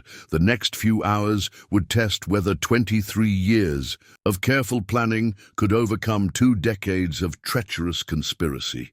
Empire forces would strike believing they had perfect intelligence about Northland capabilities and positions. Instead, they would encounter defenses positioned according to their own assault plans, rather than the predictable responses their intelligence network had led them to expect. The first phase of the operation unfolded in the coastal regions, where Empire war galleys approached what they believed were poorly defended landing sites. The smugglers' coves that Lord Brand's intelligence had identified as perfect assault points had indeed been modified, but not in the way the Empire expected. Instead of being left vulnerable, they had been turned into elaborate traps designed to channel attacking forces into prepared killing zones. When the first Empire assault boats reached shore, they found not the minimal resistance their intelligence had promised, but coordinated defensive fire from concealed positions that had been established based on their own tactical plans. The surprise was complete and devastating, but it was only the beginning of Lyralee's revenge against the conspiracy that had destroyed her family. The second phase targeted the eastern diversion that was supposed to draw Northland forces away from the coastal assault. Instead of responding predictably to the visible threat, Eirik had positioned forces according to intelligence about the Empire's real intentions. When the eastern armies advanced, expecting to encounter defensive positions weakened by troop transfers, they instead faced concentrated resistance that had been prepared specifically for their assault patterns. But the most satisfying phase was the exposure of the internal conspiracy itself. As reports arrived of the Empire assault's failure, the compromised nobles found themselves in increasingly desperate positions. Their intelligence network had not just failed, it had been turned against them so completely that they had effectively coordinated their own allies' destruction. Lord Brand's reaction was particularly telling. As news arrived of the coastal disaster, his face showed not the satisfaction of successful defense, but the horror of someone watching carefully laid plans collapse. When he demanded to know how the Empire forces could have been so thoroughly misdirected, his questions revealed knowledge he shouldn't have possessed about their original assault plans. "You seem remarkably well informed about enemy intentions," Lyralee observed, her voice carrying the authority of someone whose position was now officially recognized. "Almost as if you had advanced knowledge of their planning." The accusation hung in the air like a drawn blade, and Brand's response confirmed what everyone in the room was beginning to suspect. Instead of indignation at being accused of treason, he showed the calculating expression of someone weighing options for escape or damage control. "These are serious accusations," Aldrich said carefully. "If there's evidence of coordination with enemy forces—" "There's extensive evidence," Lyralee replied, producing documents from the hidden cache she had finally revealed. Communications bearing Lord Brand's seal, coordinating with Empire agents about timing and intelligence, maps showing defensive positions that were provided to enemy forces, financial records documenting payments received for services rendered to foreign interests. The evidence was overwhelming and meticulously documented.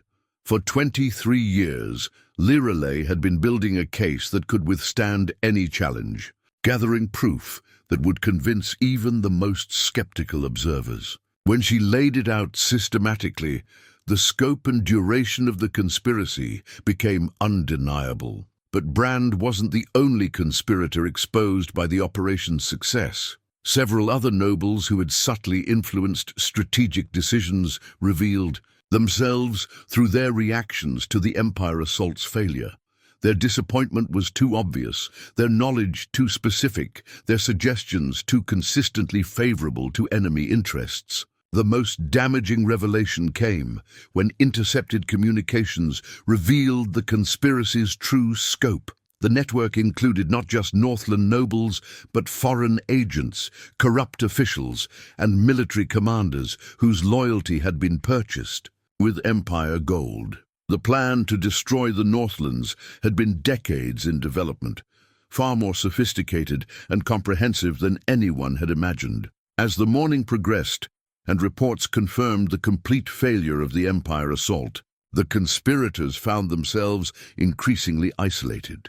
The loyal nobles rallied around the crown's successful defense, but those whose treachery had been exposed faced the choice between confession and the kind of justice typically reserved for traitors caught in wartime. The throne room of Ironhold Castle had been transformed into a court of justice, its ancient stones bearing witness to revelations that would reshape the kingdom's understanding of its own history. The Sword of Justice, and ceremonial blade used traditionally for the execution of traitors, rested on a stand beside the throne, its presence a stark reminder of the consequences that awaited those whose treachery had been exposed. Lord Brand stood in chains before the assembled court, his defiance finally crumbling under the weight of evidence that documented decades of betrayal. Around him, other conspirators awaited judgment, their faces showing the mixture of resignation and fear that came with having their carefully hidden activities brought into the light. Lyrelay, now formally recognized as Lady Valdris and Queen of the Northlands, presented the case against the conspirators with the methodical precision of someone who had spent 23 years preparing for this moment.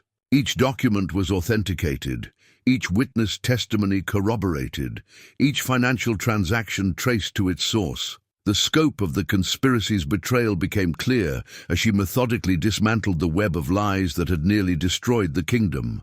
The evidence shows coordination between these men and Empire agents dating back over 2 decades, she announced to the court, her voice carrying the authority of both noble birth and hard-earned justice. They provided intelligence that led to the destruction of loyal Northland families, sold defensive secrets that enabled foreign attacks, and orchestrated the very assault we defeated yesterday. The loyal nobles listened with growing horror as the full scope of the treachery was revealed. Families had died because these men had sold intelligence about defensive positions. Border settlements had been destroyed because enemy forces knew exactly where to strike. The kingdom's strength had been systematically undermined by those who had pretended to serve its interests. But perhaps most damaging was the revelation of how the conspiracy had perpetuated itself through the systematic elimination of those who threatened to expose it. House Valdris had been destroyed not for treason, but for discovering treason. Other noble families had been weakened or eliminated through carefully orchestrated political campaigns designed to remove potential threats to the conspiracy's operations.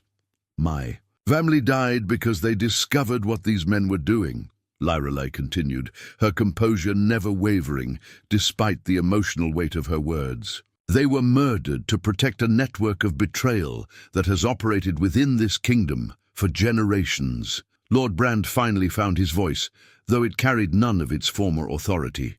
You cannot prove— I can prove everything, Lyrelay interrupted, producing a document that bore his personal seal and signature, including your coordination with Empire forces for yesterday's assault.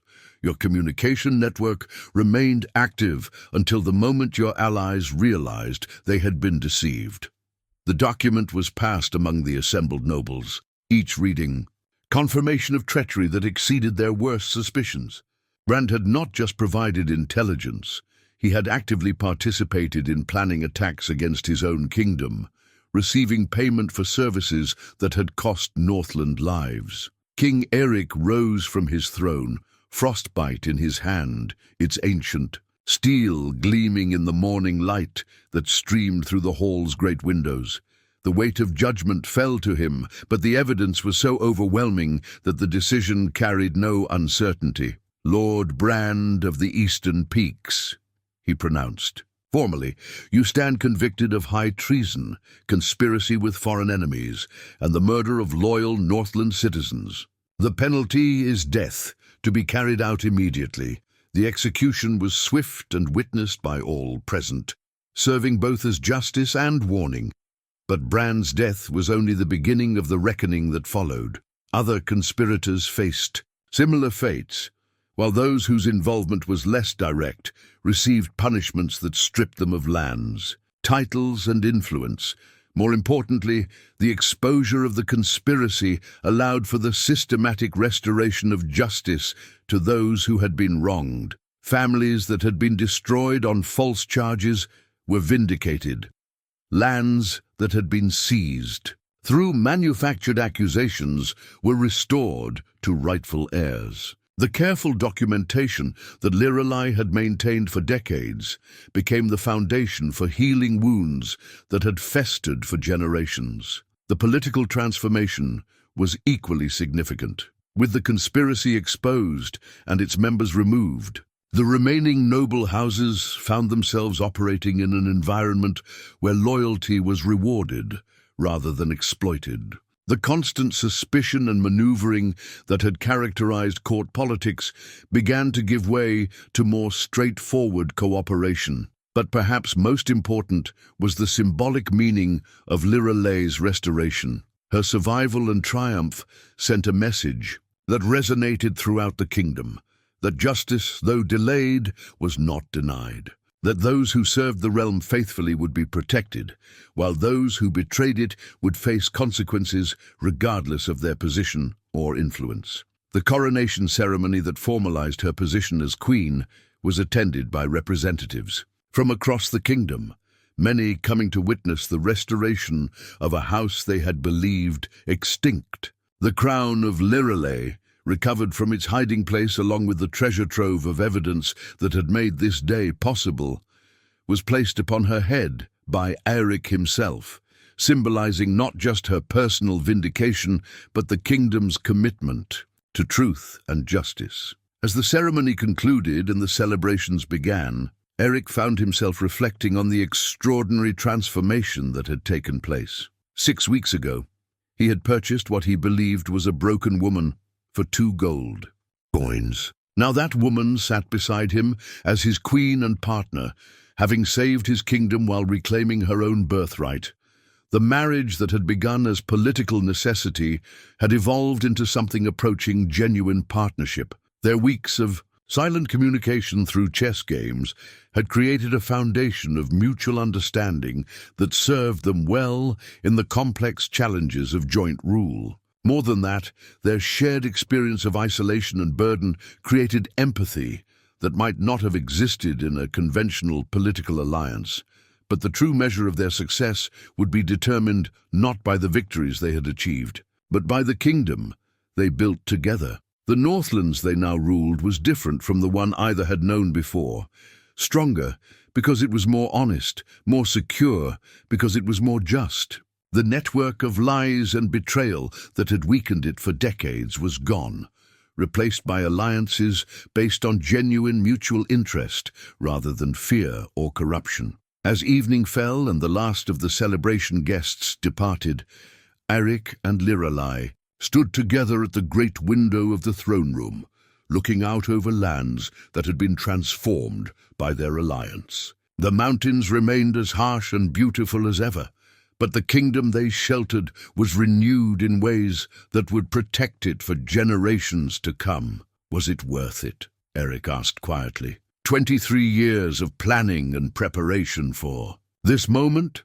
Lirelai smiled, and for the first time since he had known her, the expression carried genuine warmth rather than strategic calculation. "Ask me again in 23 more years," she replied, "when we can see what we've built with the foundation we've laid." The answer satisfied him because it acknowledged both the magnitude of what they had accomplished and the ongoing nature of the work ahead. Justice had been achieved, But lasting change would require the patience and dedication they had both learned through their separate ordeals. 3 months had passed since the defeat of the Empire assault and the exposure of the internal conspiracy, and the kingdom of the Northlands was settling into a new rhythm of governance that reflected the partnership between its rulers. The United Kingdom banner, displaying the intertwined symbols of both royal houses, flew from every castle and outpost, a visible reminder that the realm was now guided by shared wisdom rather than solitary command. The transformation was evident in every aspect of daily life. Where once the great houses had maneuvered against each other with careful suspicion, they now collaborated with the confidence that came from knowing their loyalty would be rewarded rather than exploited. Trade agreements were negotiated honestly. Territorial disputes were resolved through mediation rather than political manipulation, and military coordination proceeded with unprecedented efficiency. The economic benefits were already becoming apparent. With the conspiracy's network of corruption eliminated, trade routes operated more efficiently, and resources were allocated based on genuine need rather than hidden agendas. The coastal fortifications that had repelled the Empire assault were being expanded and improved, but now with the full cooperation of nobles who understood that strong defenses served everyone's interests. Perhaps most significantly, the restoration of justice had created a foundation of trust that enabled more effective governance. Nobles who had previously withheld information or resources out of suspicion now contributed openly to the kingdom's welfare. Citizens who had once seen the crown as distant and potentially hostile began to view it as a protector of their legitimate interests. In the royal chambers, Eirik and Lirali had developed a partnership that combined their complementary strengths with remarkable effectiveness. His experience in command and her strategic intelligence created a decision-making process that was both decisive and thoroughly informed. Their different perspectives, his shaped by 20 years of rule, hers by 23 years of observation, from the margins, allowed them to anticipate challenges that might escape either ruler operating alone. The chess set that had provided their first means of communication remained on the table between their chairs, though it was now used for pleasure rather than necessity. Their evening games had become a time for reflection and planning, a quiet space where they could discuss the complexities of rule without the formal constraints of court protocol. The Eastern Empire has withdrawn their remaining forces beyond the traditional borders, Lirali reported during one such evening, moving a knight to challenge Eirik's position. Their defeat here was thorough enough that they're reconsidering their entire strategy for Western expansion. Good, Eirik replied, studying the board with the same careful attention he brought to all strategic challenges. But we can't assume they've abandoned their ambitions permanently. What are your intelligence networks telling you about their long-term planning? The question would have been impossible to ask 6 months ago, when he had no intelligence networks beyond conventional military scouting. Now the careful monitoring systems that Lirali had developed during her years of exile provided the kingdom with information-gathering capabilities that surpassed anything they had previously possessed. They're focused on consolidating their recent gains rather than pursuing new conquest, she answered, after considering his counter-move. The loss of their internal network here was more damaging than the military defeat. They invested decades in building those relationships, and now they have to assume that every noble house in the kingdom is potentially hostile to their interests. The transformation in international relations was one of the most satisfying aspects of their success. Where the Northlands had once been seen as internally divided and potentially vulnerable, they were now recognized as a unified kingdom with sophisticated intelligence capabilities and proven defensive strength. Foreign ambassadors, who had previously attempted to exploit perceived weaknesses, now approached with genuine respect for the realm's power and stability. The Western Sea Lords had been among the first to adjust their approach, abandoning the subtle, attempts at territorial encroachment that had characterized their previous diplomacy. The southern principalities had actually proposed expanded trade agreements that acknowledged the Northlands as an equal partner rather than a potential target for exploitation. Even the distant northern reaches, kingdoms beyond the traditional sphere of influence, had begun sending envoys interested in establishing formal diplomatic relations, but the most profound changes were internal, reflected in the daily interactions between the crown and its subjects. The systematic elimination of corruption had restored faith in royal justice, leading to increased cooperation with tax collection, military service, and civic duties. Citizens who had once hidden their prosperity or capabilities out of fear that success would make them targets now contributed openly to the kingdom's growth. The restoration of House Valdris had also provided an unexpected benefit in terms of historical knowledge and cultural continuity.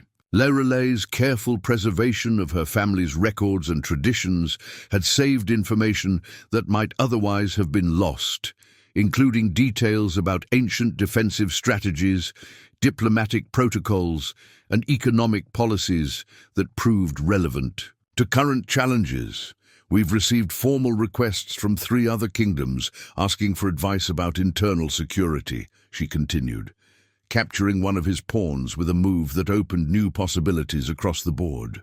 Apparently, our success in exposing and eliminating the conspiracy has attracted attention from rulers who suspect they may face similar threats. Are we prepared to provide that kind of assistance? Eirik asked, recognizing that sharing their counterintelligence methods could be both diplomatically valuable and strategically risky, carefully and only with kingdoms whose interests genuinely align with ours. The techniques we developed could be turned against us if they fell into the wrong hands, but helping legitimate allies defend against internal threats serves our broader security interests. The conversation reflected the kind of strategic thinking that had become characteristic of their joint governance. Every decision was considered not just for its immediate impact, but for its long-term implications across multiple dimensions: domestic, international, economic,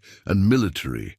It was a more complex approach to rule than either had practiced alone, but it was also more effective. As winter deepened into its harshest phase, the kingdom's resilience was tested in ways that validated the strength of their reforms. Severe storms that might once have created regional crises were managed through coordinated response efforts that drew resources from across the realm. Food shortages that could have led to civil unrest were prevented through distribution networks that operated efficiently because they were managed honestly rather than as opportunities for personal enrichment. Most tellingly, when border incidents occurred, testing probes by foreign forces seeking to assess the kingdom's continued strength, their response was swift, coordinated, and decisive. The military efficiency that had defeated the Empire assault continued to serve as a deterrent against future aggression. The personal dimension of Eirik and Lorelei's partnership had also evolved in ways that neither had fully anticipated. What had begun as a marriage of political necessity had developed into genuine companionship based on mutual respect and shared commitment to the kingdom's welfare. Their different backgrounds and experiences created a productive tension that strengthened their decision-making, while their common dedication to justice provided a unifying foundation for their alliance. On the anniversary of the day she had first spoken her name, they stood together on the battlements of Ironhold Castle, looking out over lands that bore the visible signs of renewal and prosperity. New construction was evident in settlements that had once struggled merely to survive. Trade routes carried increased traffic as merchants took advantage of the improved security and honest governance. Even the military installations showed signs of investment and improvement that reflected confidence in the kingdom's future. "Do you ever wonder what would have happened if I hadn't bought you that day?" Eirik asked, watching smoke rise from chimneys in the town below. "I don't believe in coincidence," Lerole replied, with a smile that had become familiar over their months of partnership. I think we would have found each other eventually, in one way or another. The kingdom needed what we could accomplish together.